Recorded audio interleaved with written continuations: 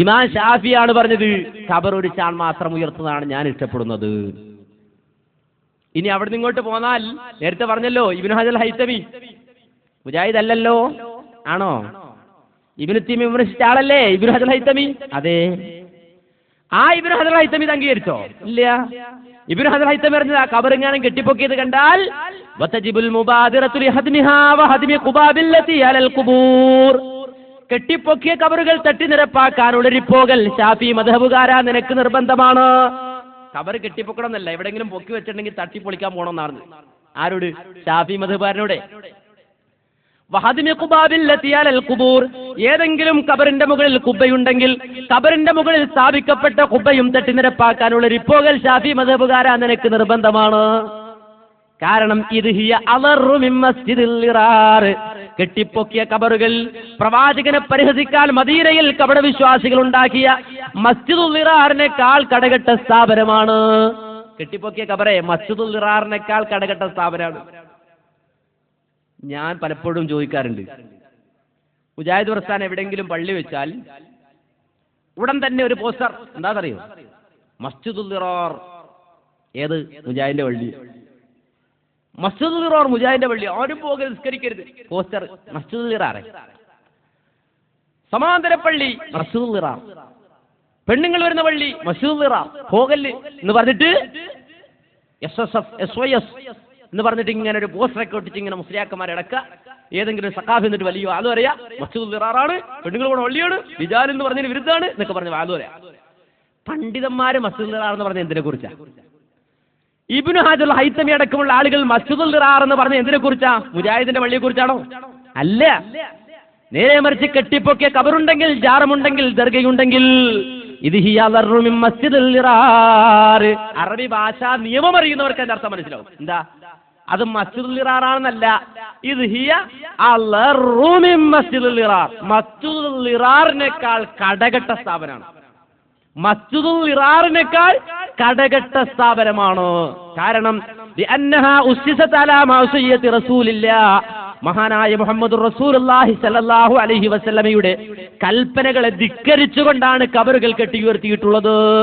പ്രവാചകൻ പറഞ്ഞത് എന്താ? ഖബർ കെട്ടി ഉയർത്താൻ പാടില്ല എന്നാണ്. ഖബർ കെട്ടിപ്പൊക്കാൻ പാടില്ലെന്നാ പ്രവാചകൻ പറഞ്ഞത്. ആ പ്രവാചകന്റെ കൽപ്പനയെ ധിക്കരിച്ചുകൊണ്ട് ആ ഖബർ കെട്ടിപ്പൊക്കിയിട്ടുള്ളത്. അതുകൊണ്ട് അത് മസ്ജിദുൽ ളിറാറിനേക്കാൾ കടകെട്ട സ്ഥാപനമാണ്. അങ്ങനെ ഒരു മസ്ജിദുൽ ളിറാർ എവിടെയെങ്കിലും ഉണ്ടെങ്കിൽ അത് തട്ടി നിരപ്പാക്കാൻ ഉളരിപ്പോകൽ ശാഫി മദ്ഹബുകാരാ നിനക്ക് നിർബന്ധാണ്. ഇതാണ് ആര് പറയുന്നത്? ഇബ്നു ഹജർ ഹൈതമി പറഞ്ഞത്. ഇബ്നു ഹജർ ഹൈതമി പറഞ്ഞതാ. ഇനിയോ ഇമാം റാസി അദ്ദേഹം പറഞ്ഞു, മക്കാ മുശ്രിക്കുകളുടെ വിശ്വാസം, ആ മക്കാ മുശ്രിക്കുകളുടെ വിശ്വാസം വിശദീകരിച്ചുകൊണ്ട് മഹാനായ ഇമാം ഫഖ്റുദ്ദീൻ റാസി റഹിമഹുല്ലാഹ് പറഞ്ഞെന്താ? അന്നഹും വലൗ ഹാദിഹിൽ അസ്നാം വൽ ഔസാൻ അലാ സുവരി അംബിയാഇഹിം വകാബിരിഹിം വസഅമു അന്നഹും തസ്തഗലു ബിഇബാദത്തി ഹാദിഹി തമാതീൽ. അന്നഹും വലൗ ഹാദിഹിൽ അസ്നാം വൽ ഔസാൻ, മക്കയിലെ മുശ്രിക്കുകൾ ഈ വിഗ്രഹങ്ങളെ പ്രതിഷ്ഠകളെ സ്ഥാപിച്ചത് അലാ സുവരി അംബിയാഇഹിം വകാബിരിഹിം, അവരിലേക്ക് വന്ന നബിമാരുടെ കോലത്തിലും അവർക്കിടയിലെ മഹാത്മാക്കളുടെ കോലത്തിലുമായിരുന്നു. വസഅമു അന്നഹും തസ്തഗലു ബിഇബാദത്തി ഹാദിഹി തമാതീൽ ഇന്ന ഉലൈക ലകാബിർ യകൂനൂന ശുഫാഅ ലഹും ഇൻദല്ലാഹ്. എന്നിട്ട് ആ വിഗ്രഹങ്ങളുടെ കാര്യത്തിൽ അവർ ജൽപ്പിച്ചു. എന്താണ് അവർ ജൽപ്പിച്ചത്? ഈ വിഗ്രഹത്തെ പൂജിച്ചു കഴിഞ്ഞാൽ, ആരാധിച്ചു കഴിഞ്ഞാൽ ഈ വിഗ്രഹത്തെ പ്രതിദാനം ചെയ്യുന്ന നബി അല്ലെങ്കിൽ ആ മഹാത്മാവ് അള്ളാഹുവിന്റെ അടുക്കൽ നമുക്ക് വേണ്ടി ശുപാർശ പറയും എന്നാണ് അവർ വിശ്വസിച്ചത്. ഇങ്ങനെ മക്കാ മുശ്രിക്കിന്റെ വിശ്വാസം റാസി ഇമാം പറഞ്ഞു. അതിന്റെ തൊട്ട് താഴെ ഇമാം റാസി പറയുന്നത് അറിയോ? വനലീറുഹു ഫീ ഹാദൽ സമാൻ ഇസ്തിഗാലു കസീരിൻ മിനൽ ഖൽഖി ബിതഅലീമി ഖുബൂരിൽ അകാബിരി അലാ ഇഅ്തിഖാദി ഇദാ അല്ലമു ഖുബൂറഹും യകൂനൂന ശുഫാഅ ലഹും ഇൻദല്ലാഹ് വനലീറുഹു ഫീ ഹാദൽ സമാൻ. അതിന് തത്തുല്യമാണ് ഇക്കാലഘട്ടത്തിൽ കാണുന്നതും. എന്താ ഇക്കാലഘട്ടത്തിൽ കാണുന്നത്? ഇസ്തിഗാലു കസീരിൻ മിനൽ ഖൽഖി, പടപ്പുകളിലധികം ആളുകളും വ്യാപൃതരായിരിക്കുന്നു. ഏതൊന്നിലാ വ്യാപൃതരായത്? ബിതഅലീമി ഖുബൂരിൽ അകാബിരി, മഹത്തുക്കളുടെ ഖബറുകളെ വന്ദിക്കൽ കൊണ്ട്, ബഹുമാനിക്കൽ കൊണ്ട് വ്യാപൃതരായിരിക്കുന്നു. ഏതൊരു വിശ്വാസത്തിന്മേൽ ആ മഹത്തുക്കളുടെ കബറുകളെ വന്ദിക്കുന്നത് ഈ കബർ ബിംബമാണെന്ന് വിചാരിച്ചിട്ടല്ല, ഈ കബറിലുള്ള ആള് ദൈവമാണെന്ന് വിശ്വസിച്ചുകൊണ്ടല്ല, ഈ കബറുള്ള ആൾ ഇലാഹാണെന്ന് വിശ്വസിച്ചുകൊണ്ടല്ല, നേരെ മറിച്ച് ഇതാ അല്ലമൂ ഖുബൂറഹും, ഈ മഹത്തുക്കളുടെ കബറുകളെ വന്ദിച്ചു കഴിഞ്ഞാൽ, ബഹുമാനിച്ചു കഴിഞ്ഞാൽ, യകൂനൂന ശുഫാഅ ലഹും ഇൻദല്ലാഹ്, ഈ കബറിൽ കിടക്കുന്ന കബറാളി അള്ളാഹുവിന്റെ അടുക്കൽ നമുക്ക് വേണ്ടി ശുപാർശ ചെയ്യും, അവർക്ക് വേണ്ടി ശുപാർശ ചെയ്യും എന്ന വിശ്വാസത്തോടെ കബറുകളെ വന്ദിക്കുന്നവർ, ബഹുമാനിക്കുന്നവർ ഇക്കാലഘട്ടത്തിലുമുണ്ട്. അതും വിഗ്രഹാരാധനക്ക് തുല്യമാണ്. ആരാ പറഞ്ഞത്? ഇമാം ഫഖറുദ്ദീൻ റാസി റഹിമഹുല്ലാഹ്. വിഗ്രഹാരാധനക്ക് തുല്യാണ്. നമ്മുടെ മുസ്ലിയാക്കന്മാര് കാണാഞ്ഞിട്ടാ? ഈ വാർത്ത മുസ്ലിയാക്കന്മാര് കാണാഞ്ഞിട്ടല്ല. നേരെ മറിച്ച് ഇതിനെക്കുറിച്ച് മുസ്ലിയാരോട് തന്നെ ചോദിച്ചു. അല്ല, റാസി ഇമാം ഇങ്ങനെ പറഞ്ഞിട്ടുണ്ടല്ലോ, എന്താണ് ഇതിന്റെ ഉദ്ദേശം, ഇതിന്റെ അർത്ഥം? മൂല്യരോടൻ തന്നെ തട്ടിപ്പടല്ലോ. തട്ടിപ്പ് എന്താ? തട്ടിപ്പ് അറിയോ? ഇങ്ങനെ കിതാബൊക്കെ എടുത്ത് ഇങ്ങനെ തട്ടി, ഞാൻ നോക്കി, ഞാൻ വായിക്കാം, നിങ്ങൾ പറഞ്ഞ പേജല്ല, ഈ പേജിലാണ്, മറ്റേ പേജിലാണ്, മറിച്ച പേജിലാണ്. അത് സ്വാഭാവികല്ലേ? പല എഡിഷനിൽ നിന്ന് കിതാബായിരിക്കും. ചിലപ്പോൾ പേജ് നമ്പർ മാറ്റുണ്ടാവും. പറയുമ്പോൾ ആ പേജ് നമ്പറില്ല, ഈ പേജ് നമ്പറില്ല, മറ്റേ പേജ് നമ്പറില്ല, ഞാൻ വായിച്ചു തരാം എന്നൊക്കെ പറഞ്ഞിട്ട് മുസ്ലിയാർ ഇങ്ങനെ തട്ടിപ്പടന്ന് ഇങ്ങനെ വായിച്ചിട്ട് രണ്ടാട്ടോ കാടിയിട്ട് നടത്തുന്ന തട്ടിപ്പുണ്ടല്ലോ, ആ തട്ടിപ്പിലൂടെ തന്നെ മുസ്ലിയാർ ഈ തട്ടിപ്പ് നടത്തുക. നിങ്ങളൊന്ന് ആലോചിച്ച് നോക്കൂ. ഈ ഞാൻ പറഞ്ഞ ഇബാർ തന്നെ ഒരു സഖാഫി ഉദ്ധരിക്കുന്നു. അത് നിങ്ങളൊന്ന് കേൾക്കാം. 17-ാം വാല്യം 49-ാം പേജിലുള്ളത്. എന്താ വിഷയം? സഹോദരങ്ങളെ, ഇമാം റാസി റഹിമഹുല്ല പറയുന്നത്, അതിനു മുമ്പ് അദ്ദേഹം പറഞ്ഞു,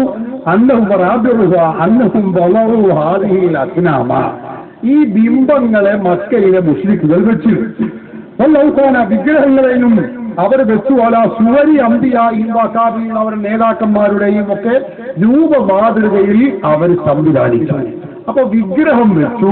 ആ വിഗ്രഹം വെച്ചുകൊണ്ട് അവരെ സംവിധാനിച്ച് മക്കയിലെ മുശ്രിക്കുകൾ ഇബാദത്തെടുത്തു. എന്നിട്ട് നാമു അന്നഹും മതസ്തഗലൂബി ഇബാദത്തി ഹാദിഹി തമാസീരി, ഈ വിഗ്രഹങ്ങൾക്ക് ആരാധന സമർപ്പിച്ചാൽ, ഇമാം റാസി പറയാണ്, അന്നഹും മതസ്തഗലൂബി ഇബാദത്തി ഹാദിഹി തമാസീരി, ഈ വിഗ്രഹങ്ങൾക്ക് ഇബാദത്തെടുക്കൽ കൊണ്ട് അവർ ജോലിയായാൽ അവ നമുക്ക് ശുപാർശ ചെയ്യുമെന്ന് അവർ വിശ്വസിക്കുകയും ചെയ്തു. ഇതാ ഇമാം റാസി പറയുന്നത്. എന്നിട്ട് മക്കയിലെ മുശ്രിക്കുകൾ വിഗ്രഹങ്ങളെ വെച്ച് അതിന് ആരാധന ചെയ്തിരുന്നതിന്റെ ഒരു പകർപ്പ് പറയുകയാണ് ഇമാം റാസി. റീറു എന്ന് പറഞ്ഞാൽ നെളീര് പറഞ്ഞ അതിന്റെ പകർപ്പാണ്, അല്ലാതെ അതിന്റെ തുല്യമായത് ഇതിന്റെ ഇതുപോലത്തെ സാധനം എന്ന് പറഞ്ഞെങ്കിൽ ഈ ഇരിക്കുന്ന സാധനം ഇതുപോലെ ആവണം, അപ്പോഴേ ഇതുപോലത്തെ വരും. ഈ ചെറിയ ബോക്സ് ഇതുപോലെയാണെന്ന് പറഞ്ഞാൽ നടക്കൂല. നെളീരാകണമെങ്കിൽ ഇത് രണ്ടും ഒരുപോലെയാണ്, അല്ലെങ്കിൽ കല്ലുടെയും കയ്യൊട്ടമാര് ഇങ്ങനെ പോകുള്ളൂ, ഇങ്ങനെ ആവൂല. നെളീര് എന്ന് പറയണമെങ്കിൽ അതിന് സമാനമായതായിരിക്കണം സഹോദര. അപ്പോ എന്തായിരിക്കണം? ഇബാദത്തിന്റെ പരിധിയായ, ഇബാദത്തായ രൂപത്തിലുള്ള ഖബറുകളെ കുറിച്ചുള്ള പരാമർശമാണ്, ഖബറിന്റെ താലീമിനെ കുറിച്ചുള്ള പരാമർശമാണ് ഇമാം റാസി റഹിമഹുല്ല പറഞ്ഞിട്ടുള്ളത്. ഒന്ന്. രണ്ടാമത്തേത് അവിടെ പറഞ്ഞത് ഇസ്തിഗാലു കസീരിൻ മിനൽ ഖൽഖി, ഏതോ കുറെ പടപ്പുകൾ ഇങ്ങനെ ചെയ്യുന്നുണ്ട്, സുന്നികൾ ചെയ്യുന്നതിനെ പറ്റിയല്ല. കസീർ മിനൽ മുസ്ലിമീനാന്നല്ല പറഞ്ഞിട്ടുള്ളത്, കസീർ മിനൽ ഖൽഖി, കുറെ പടപ്പുകൾ ഇങ്ങനെ ചെയ്യുന്നുണ്ട്. ഉണ്ടല്ലോ എല്ലാവർക്കും സംശയം. നിങ്ങൾ ഇവിടുന്ന് പുറത്തു പോയി നോക്കി. നമ്മുടെ കേരളത്തിൽ അത്ര സുലഭമല്ല. കേരളത്തിനാണ് പുറത്ത് തമിഴ്നാട് ഭാഗത്തേക്ക് പോയാൽ നമുക്ക് കാണാം, അവിടെ ചില ആളുകൾ ചില കബറുകൾ കെട്ടിപ്പൊന്തിച്ച്, ചില അമുസ്ലിം സഹോദരങ്ങൾ അവർ അതിന്റെ പേരിൽ കെട്ടിയിരുന്ന് അതിനെ ബഹുമാനിച്ച് ആദരിച്ച് ആരാധന ചെയ്യുന്ന എത്രയോ പരിപാടികൾ നമുക്ക് കാണാൻ കഴിയും. അതിൽ കുറെ പടപ്പുകൾ ചെയ്യുന്നുണ്ട്, അതിന് ആർക്കും തർക്കമില്ല. സുന്നികൾ ചെയ്യുന്ന, ഞാൻ നേരത്തെ പറഞ്ഞതുപോലെ വിഗ്രഹം വെച്ചുകൊണ്ടോ അല്ലെങ്കിൽ ആരാധന സമർപ്പിച്ചുകൊണ്ടോ അള്ളാഹുവിനെ ബഹുമാനിക്കുന്നത് പോലുള്ള ആ ആദരവ് സമർപ്പിച്ചുകൊണ്ടോ ഉള്ള പ്രവർത്തനമല്ല ഇമാം റാസി പറയുന്നത്. മറിച്ച് മുസ്ലിമീങ്ങൾ മഹാത്മാക്കളുടെ ഖബറ്, ആ ഖബറിനെ സിയാറത്ത് ചെയ്യുകയും അതിനെ ആദരിക്കുകയും ചെയ്യുക എന്ന പ്രവർത്തനമാണ് സുന്നികൾ ചെയ്യുന്നത്. അത് ഒരിക്കലും ശിർക്കല്ല. കാരണം എന്തുകൊണ്ട്? ഇതേ ഇമാം റാസി തന്നെ തന്റെ തഫ്സീറുൽ കബീറിന്റെ 30-ാമത്തെ വാല്യത്തിൽ മഹാനവറുകൾ വിശദീകരിച്ചത് കാണാം. മഹാത്മാക്കളായ അമ്പിയാക്കൾ, ഔലിയാക്കളുടെ ഖബറുകൾ അത് ബഹുമാനിക്കേണ്ടതാണ്, അത് ആദരിക്കേണ്ടതാണ് എന്ന് മഹാനായ ഇമാം റാഹബി തന്നെ പറഞ്ഞിട്ടുണ്ട്. അപ്പൊ സുന്നികൾ ചെയ്തുകൊണ്ട് മഹാത്മാക്കളുടെ ഖബറുകളെ ബഹുമാനിക്കുകയും ആദരിക്കുകയും ചെയ്യുന്ന ഈ പരിപാടി ഉണ്ടല്ലോ, ഇതൊരിക്കലും ഈ റാഹബി പറഞ്ഞ ശിർക്കാണ് എന്ന് പറഞ്ഞ പ്രവർത്തനത്തിൽപ്പെട്ടതല്ല. പിന്നെയോ ശിർക്കാകുന്ന പ്രവർത്തനം ഞാൻ നേരത്തെ പറഞ്ഞതുപോലെ ആരാധനയുടെ പരിധിയിൽപ്പെട്ട ബഹുമാനാദരവാണ്. ഞാൻ പറഞ്ഞുവല്ലോ, ബഹുമാനം എന്ന് പറയുന്നത് രണ്ട് രൂപത്തിലുണ്ട്. ഒന്ന് ആരാധനയുടെ പരിധിയിൽപ്പെട്ട ബഹുമാനമുണ്ട്, അല്ലാത്ത ബഹുമാനവുമുണ്ട്. മുശ്രിക്കുകൾ അവരുടെ ദൈവങ്ങളെ ബഹുമാനിച്ചിരുന്നു, അത് ആരാധനയുടെ പരിധിയിൽപ്പെട്ട ബഹുമാനമാണ്. എന്താ കാരണം? അത് മഅബൂദാണ്, ഇലാഹാണ്, ദിവ്യത്വമുണ്ട് എന്ന് വിശ്വസിച്ചുകൊണ്ടുള്ള ബഹുമാനമാണ്. അതേ അവസരത്തിൽ നമുക്കറിയില്ലേ, ഹബീബായ മുഹമ്മദ് റസൂലുള്ളാഹി സ്വല്ലല്ലാഹു അലൈഹി വസല്ലം തങ്ങളെ ബഹുമാനിച്ചിരുന്നു. സഹാബത്ത് അങ്ങേയറ്റം ബഹുമാനിച്ചിരുന്നു. ആ സ്വഹാബത്ത് ബഹുമാനിച്ചിരുന്നത് അള്ളാഹുവിന്റെ റസൂൽ ഇലാഹാണെന്നോ ദൈവമാണെന്നോ ദിവ്യത്വമുണ്ടെന്നോ കരുതിക്കൊണ്ടല്ല, വിശ്വസിച്ചുകൊണ്ടല്ല. അതുകൊണ്ട് തന്നെ ആ ആദരവ് ആരാധനയുടെ പരിധിയിൽ, റസൂലുള്ളാഹി തങ്ങളെ ആരാധിക്കുന്നതിന്റെ പരിധിയിൽ പെടുന്നുമില്ല. അപ്പോ ആരാധനയാണ് ബഹുമാനം. അത് മക്കയിലെ മുശ്രിക്കുകൾ ചെയ്തിരുന്നതിന്റെ പകർപ്പിനെ കുറിച്ചാണ് ഇമാം റാസി പറയുന്നത്. അല്ലാതെ സുന്നികൾ മഹാത്മാക്കളുടെ ഖബറുകൾ ചെന്നുകൊണ്ട്, മഹത്തുക്കളുടെ അരികിൽ ചെന്നുകൊണ്ട് അവരോട് ഇസ്തിഹാസ നടത്തുന്നതിനെ കുറിച്ചല്ല. അതുകൊണ്ട് മക്കയിലെ മുശ്രിക്കുകൾ ചെയ്തിരുന്ന പ്രവർത്തനത്തിന്റെ സമാനമായ പ്രവർത്തനം അത് സുന്നികൾ ചെയ്യുന്ന, മുസ്ലിമീങ്ങൾ ചെയ്യുന്ന പ്രവർത്തനമല്ല. ദിവ്യത്വം കൽപ്പിച്ചുകൊണ്ട് ചെയ്യുന്ന ചില ആളുകൾ ഏതൊക്കെയോ ചില പടപ്പുകൾ ചെയ്യുന്ന പ്രവർത്തനമാണ്. അതിനെക്കുറിച്ച് നമ്മുടെ ചർച്ചയും ഇല്ല. എത്ര സമർത്ഥമായിട്ടാണ് അത് വ്യാഖ്യാനിക്കുന്നത് നിങ്ങൾ മനസ്സിലാക്കണം. ഒന്ന്, ഏതൊരാൾക്കും നേർക്കുനേരെ വായിച്ചാൽ മനസ്സിലാകുന്ന ഉദ്ധരണിയാണ് ഇമാം റാസിയുടെ. അല്ലെന്താ പറഞ്ഞത്? വനദീറുഹു ഫീ ഹാദൽ സമാൻ, ഇക്കാലഘട്ടത്തിൽ കാണുന്നു. എന്താ കാണുന്നത്? അതിന് തത്തുല്യമായ ഒരു പ്രവർത്തനം ഇക്കാലഘട്ടത്തിലും കാണുന്നു. എന്താ കണ്ടത്? ഇസ്തിഗാലു കസീരി മിനൽ ഖൽഖി, പടപ്പുകളിൽ അധികം ആളുകളും വ്യാപൃതരായിരിക്കും. അവിടെയാ മുസ്ലിയാർക്ക് ഒരു തുമ്പ്. ഇടോ, ഇത് പടപ്പുകൾ വ്യാപൃതരായി എന്നല്ലേ പറഞ്ഞിട്ടുള്ളൂ, സുന്നികൾ ചെയ്യുന്നെന്ന് പറഞ്ഞിട്ടുണ്ടോ? അപ്പൊ ഇവരാരാ? സുന്നി പടപ്പല്ലേ? പടച്ചോനാ? ആണോ? ഇസ്തിഗാലു കസീരി മിനൽ ഖൽഖി, പടപ്പുകൾ. അന്റെ പടപ്പ് എന്ന് പറഞ്ഞു, സുന്നി എന്ന് പറഞ്ഞില്ലല്ലോ. മൂപ്പർക്ക് വിഷമാതാ. ഇത് ചെയ്യണോ സുന്നിയെന്ന് ആരാ പറഞ്ഞത്? ഇത് ചെയ്യണോനാ സുന്നി ആരാ പറഞ്ഞത്? ഇത് ചെയ്യണോ സുന്നി അല്ലേ? ഇത് വിഗ്രഹാരാധകരുടെ പണിയാ. അത് ചെയ്യണോ എങ്ങനെ സുന്നിയാവുക? സമസ്ത എന്ന് പറഞ്ഞു. കാരണം എല്ലാം പെടുമല്ലോ, സമസ്തയാണല്ലോ, എല്ലാം പെടുമല്ലോ. അപ്പൊ സമസ്തക്കാരൻ എന്ന് പറഞ്ഞു. പക്ഷെ സുന്നി എന്ന് പറയാൻ നിൽക്കണ്ട, അതിനുള്ള യോഗ്യത ഇല്ല. ഇത് ചെയ്യണോന് സുന്നിയാക്കാനുള്ള യോഗ്യത ഇല്ല, അത് വേറെ കാര്യം. അപ്പൊ അവിടെയാണ് മൂപ്പർക്ക് വിഷമം. സുന്നി എന്ന് പറഞ്ഞില്ല, പടപ്പ് എന്നേ പറഞ്ഞുള്ളൂ. രണ്ടാമത് അദ്ദേഹം പറഞ്ഞെന്താ? രണ്ടാമത് അദ്ദേഹം പറഞ്ഞു അത് ഇലാഹാണെന്ന് വിശ്വസിച്ചുകൊണ്ടാണ്. ഇലാഹാണെന്ന് വിശ്വസിച്ചു റാദിമാൻ പറഞ്ഞു. റാദിമാൻ പറഞ്ഞത് അവിടെയുള്ളത് ഇതാ അല്ലമൂ കുബൂറഹും അലഅ്തിഖാദി ഇതാ അല്ലമൂ കുബൂറഹും യകൂനൂന ശുഫാഅ ലഹും ഇൻദല്ലാഹ്. അതേ വിഗ്രഹത്തെ ആരാധിക്കുന്നതിന് സമാനമായി ഖബറാരാധന ആകുന്നത് എപ്പോഴാണ്? അലഅ്തിഖാദി, ഒരു വിശ്വാസത്തിന്മേലാകുമ്പോൾ. ഏതാണ് ആ വിശ്വാസം? ഇതാ അല്ലമൂ കുബൂറഹും, ആ മഹത്തുക്കളുടെ ഖബറുകളെ വന്നിച്ചാൽ, ബഹുമാനിച്ചാൽ, യകൂനൂന ശുഫാഉനാ ഇൻദല്ലാഹ്, ആ ഖബറിൽ കിടക്കുന്ന ഖബറാളി അള്ളാഹുവിനോട് ഞങ്ങൾക്ക് വേണ്ടി ശുപാർശ ചെയ്യുമെന്ന വിശ്വാസമുണ്ടായാൽ ഒരു ഖബറിന്റെ സമീപത്ത് പോകാം, ദുആ ചെയ്യാം. റസൂലുള്ളാഹി അത് പറഞ്ഞിട്ടുണ്ട്. അവർക്ക് വേണ്ടി പ്രാർത്ഥിച്ചോളാൻ പറഞ്ഞു. അവർക്ക് വേണ്ടി പ്രാർത്ഥിക്കാൻ റസൂലുള്ളാഹി പറഞ്ഞു. ഖബറിന്റെ സമീപത്ത് പോയി ഖബർ സന്ദർശിച്ച് മരണത്തെക്കുറിച്ച് ഓർത്താളാൻ റസൂലുള്ളാഹി പറഞ്ഞു. അതുപോലെ തന്നെ ഖബറിന്റെ സമീപത്ത് പോയി കണ്ണ് നനക്കാൻ റസൂലുള്ളാഹി പറഞ്ഞു. ഖബറിന്റെ സമീപത്ത് പോയി ഹൃദയം ലോലമാക്കാൻ റസൂലുള്ളാഹി പറഞ്ഞു. പക്ഷേ ഇവര് പോകുന്നത് പോലെ ഖബറിന്റെ സമീപത്ത് പോയിട്ട് ആ ഖബറിന്റെ അടുക്കൽ പോയാൽ ആ ഖബറിൽ കിടക്കുന്ന ഖബറാളി അള്ളാഹുവിന്റെ അടുക്കൽ ഞങ്ങൾക്ക് വേണ്ടി ശുപാർശ ചെയ്യുമെന്ന വിശ്വാസത്തോടെ പോയാലോ? അങ്ങനെ പോയാൽ അത് വിഗ്രഹാരാധനയ്ക്ക് തുല്യമാണ് എന്ന് മഹാനായ ഇമാം ഫഖ്റുദ്ദീൻ റാസി റഹിമഹുല്ലാഹ് വളരെ വ്യക്തമായി പറഞ്ഞു തരുന്നു. ഇമാം റാസി എങ്ങനെ പറഞ്ഞത്?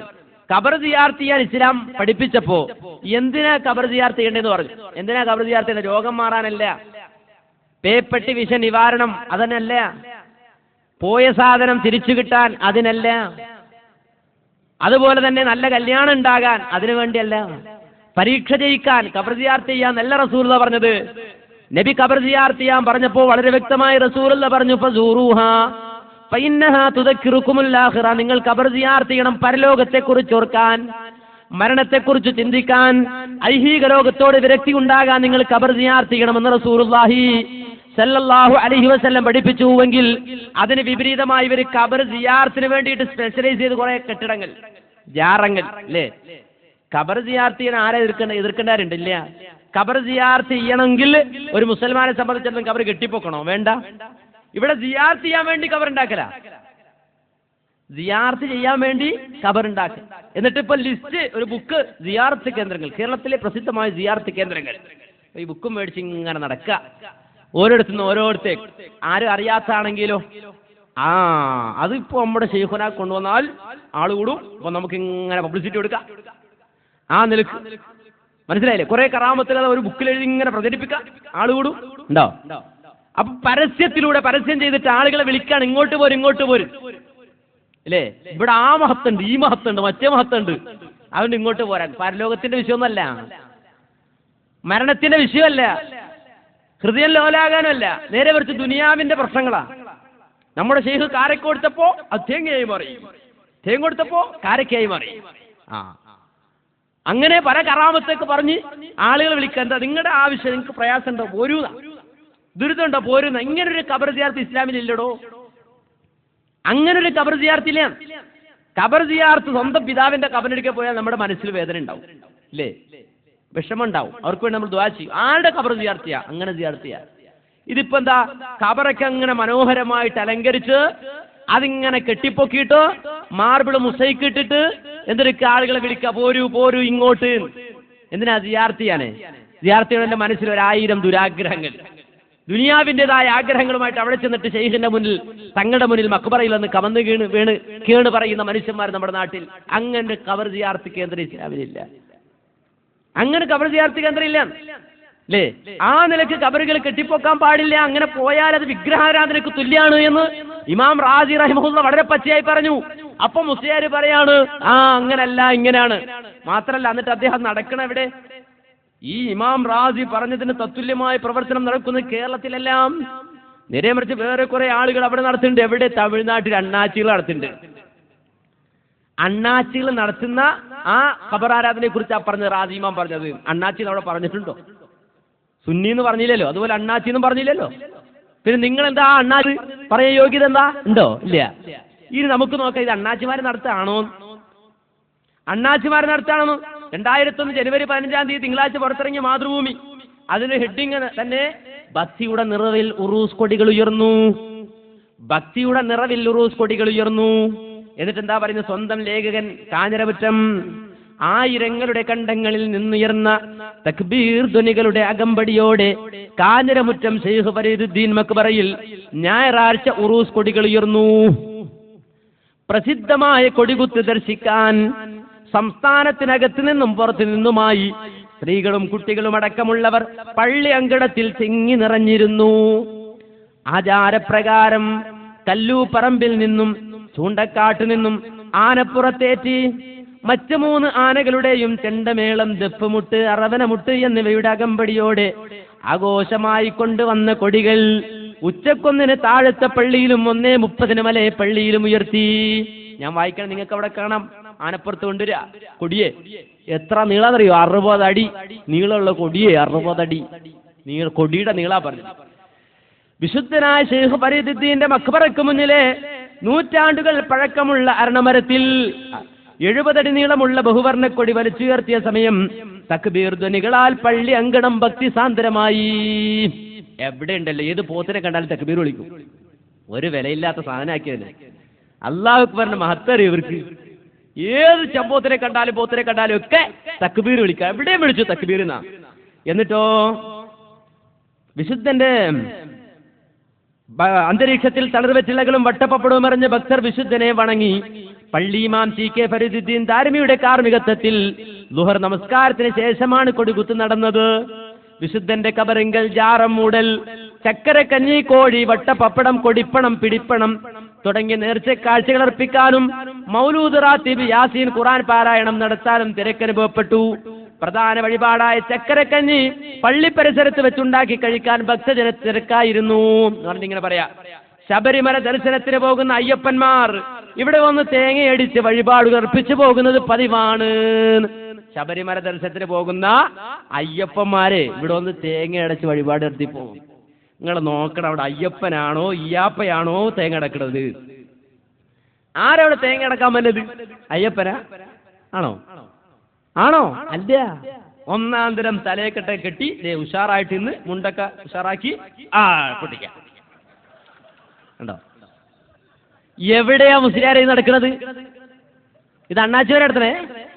ആണോ? ആണോ? അല്ല. നമ്മുടെ നാട്ടിൽ മൂക്കിന് നാട് നടക്കുക, നമ്മുടെ നാട്ടിൽ നടക്കാണ്. ഇത് വെറുതെ ഞാൻ തമിഴ്നാട്ടിൽ നിന്ന് കൊണ്ടുവന്നല്ല, അതിനാണ് പത്രം അടക്കം ഞാൻ കൊണ്ടുവന്നത്. കാരണം മുസ്ലിയാക്കന്മാർ പറയാൻ പറ്റൂല, ഞാൻ വരുന്നുണ്ട് അങ്ങോട്ട്. നമ്മളിത് കാണിച്ചാൽ പറയാ അതെന്ന് പറഞ്ഞാൽ ഇപ്പൊ കമ്പ്യൂട്ടറൊക്കെ ഇറങ്ങിയ സാധനമല്ലേ, ഇപ്പൊ തേങ്ങയൊക്കെ ഇങ്ങനെ കമ്പ്യൂട്ടർ ഉണ്ടാക്കിയതാന്ന് പറയും. മനസ്സിലായില്ലേ? അതെ, ഞാൻ പത്രം അടക്കം വായിച്ചു. അത് മാത്രം കാണിച്ചാൽ തമിഴ്നാട്ടിൽ നിന്ന് റെക്കോർഡ് ചെയ്യുന്നുണ്ട്. അല്ല, പത്രത്തിലെ റിപ്പോർട്ട് കൃത്യം. മനസ്സിലായില്ലേ? ആ നിലക്ക് ഈ നിലക്കുള്ള പ്രവർത്തനം ഇവിടെ നടക്കുക. എന്നിട്ടോ ഇവിടെയൊക്കെ ചെല്ലണം, ഇത് ചെല്ലണം. നമ്മൾ ചെന്ന് നോക്കിയാൽ എന്തൊക്കെയാണെന്നറിയോ? അലോൺസ്മെന്റ് അടക്കം. അലോൺസ്മെന്റ് അടക്കേ എന്താ അലോൺസ്മെന്റ് എന്നറിയോ? ഞാനിത് റെക്കോർഡ് ചെയ്യുന്നതിന്റെ ആവശ്യത്തിലായി അവിടെ ചെന്നപ്പോ, ഈ ദർഗയിൽ ചെന്നപ്പോ അവിടെ പറയാം, ആനയും പാപ്പാനും ചെണ്ടമേളക്കാരും പള്ളിയുടെ മുന്നിൽ വേഗം എത്തേണ്ടതാണ്. വാദ്യമേളക്കാർ വേഗം പള്ളിയുടെ വാതിൽക്ക് എത്തേണ്ടതാണ്. ആനയും പാപ്പാനും വളരെ വേഗത്തിൽ പള്ളിയുടെ മുന്നിൽ എത്തേണ്ടതാണ്. അലോൺസ്മെന്റ് പടച്ചോമ്പരാൻ ഇതായത് അമ്പലത്തിന്റെ മുന്നിൽ പോയിരുന്നു? അല്ല, നേരെ മറിച്ച് ഈ പള്ളിയുടെ അള്ളാനെ വിളിക്കുന്ന ബാങ്ക് വിളിക്കുന്ന പള്ളിയുടെ മുറ്റത്താണ് ഈ പറയുന്നത്. ഇത് വിശ്വാസികൾ കണ്ടിട്ട് തെറ്റല്ല എന്ന് പറയാൻ എങ്ങനെ കഴിയും? ഇതിനെ അനുകൂലിക്കാൻ എങ്ങനെ സാധിക്കും? എന്നിട്ട് വെടിക്കെട്ട് നടത്തുക, ആചാര വെടി മുഴക്കുക, ആനയെ കൊണ്ടുവരിക അല്ലേ? നിങ്ങൾ ആലോചിക്കണം. ഇത് അലോൺസ്മെന്റ്, ഒരു അലോൺസ്മെന്റ് ഒരു സാമ്പിള് സമയമില്ല, അതുകൊണ്ടാ ഒരു സാമ്പിൾ.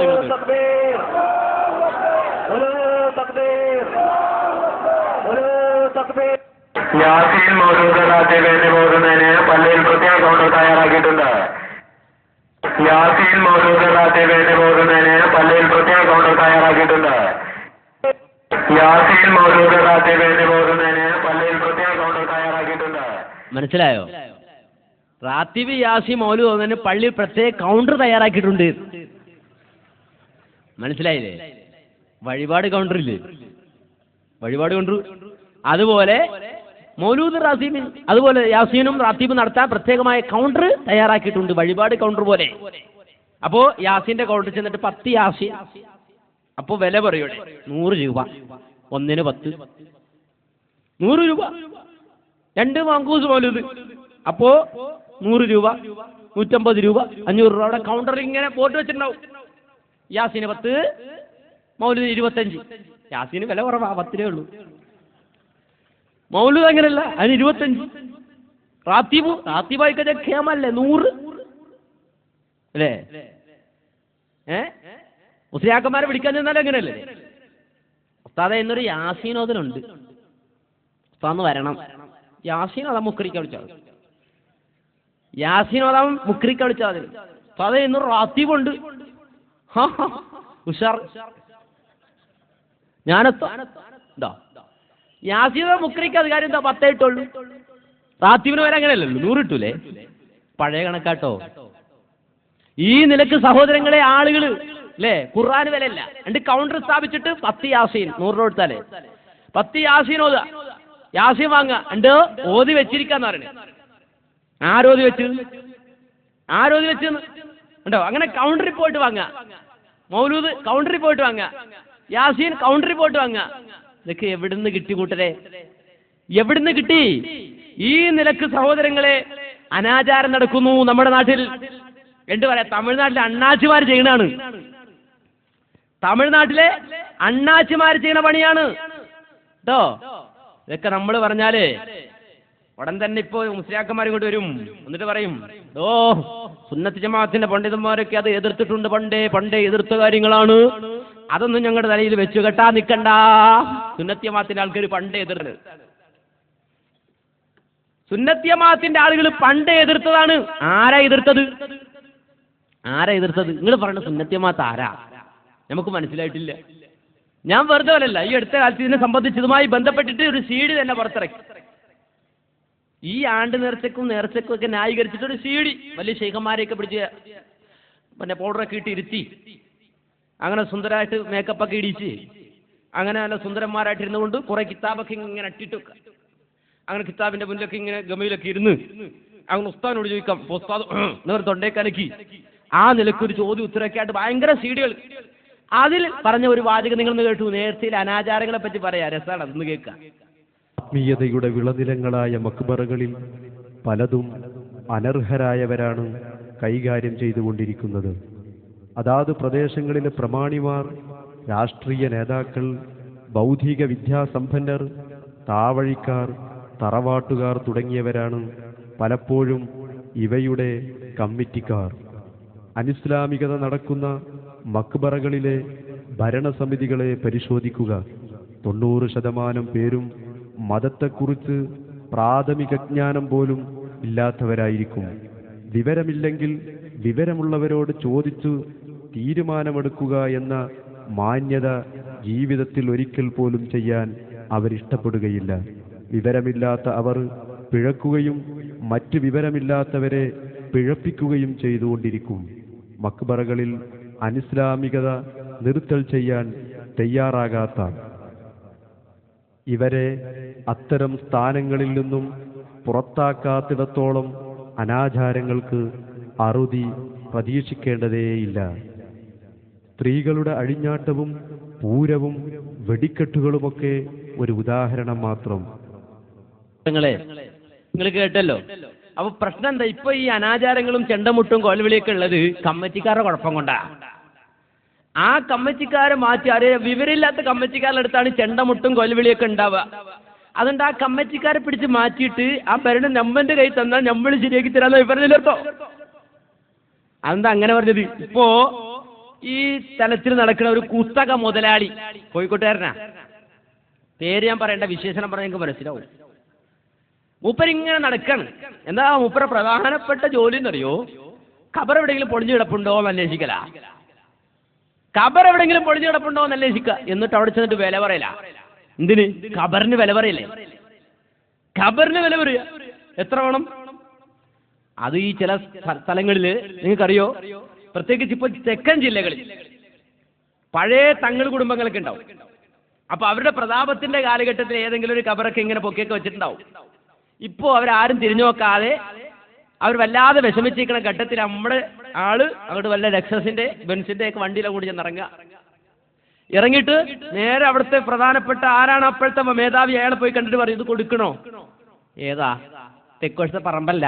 പിന്നെയോ അവിടെ ഉള്ളൊരു ജാറുണ്ടല്ലോ, പൊളിഞ്ഞടക്കണം, ആരും നോക്കില്ല, പൂപ്പലൊക്കെ പിടിച്ചെടുക്കണം, അത് കൊടുക്കണ്ടോ? അപ്പൊ ഈ അതും അപ്പോഴറിയണോ അടച്ചൊരു ഇതിലും വില കിട്ടുമോ? അപ്പോ ഇയാൾ ചോദിക്കല്ല എന്ത് കിട്ടും? അയാൾ അത്ഭുതം കൊണ്ട് ചോദിക്കണേ. അപ്പോ ഇയാൾ പറയാണ് എന്താന്നറിയോ, ഒരു 20 എന്ന് പറഞ്ഞ ഒരു 20 ലക്ഷം. 20 ലക്ഷോ? അപ്പം മൂപ്പരൊക്കെ ചൂട് കയറി 20 ലക്ഷം കിട്ടുമോ അതിന്? അത്ര പോരാ, ഒരു 25. തങ്ങളപ്പോ വെയിറ്റിട് കിട്ടണ പോറ്റൽ വിചാരിച്ചിട്ട്. അപ്പൊ മൂപ്പര് പറയേ 25 മുതലാവൂല. കാരണം എന്താ, ഇവിടെ ആള് കുറവാണ്, ഇച്ചിരി ഉള്ളിലേക്കാണ്. ഇച്ചിരി ഉള്ളിലേക്കായതുകൊണ്ട് 25 മുതലാവൂല, ഒരു 20 അതിലേ പറ്റുള്ളൂ.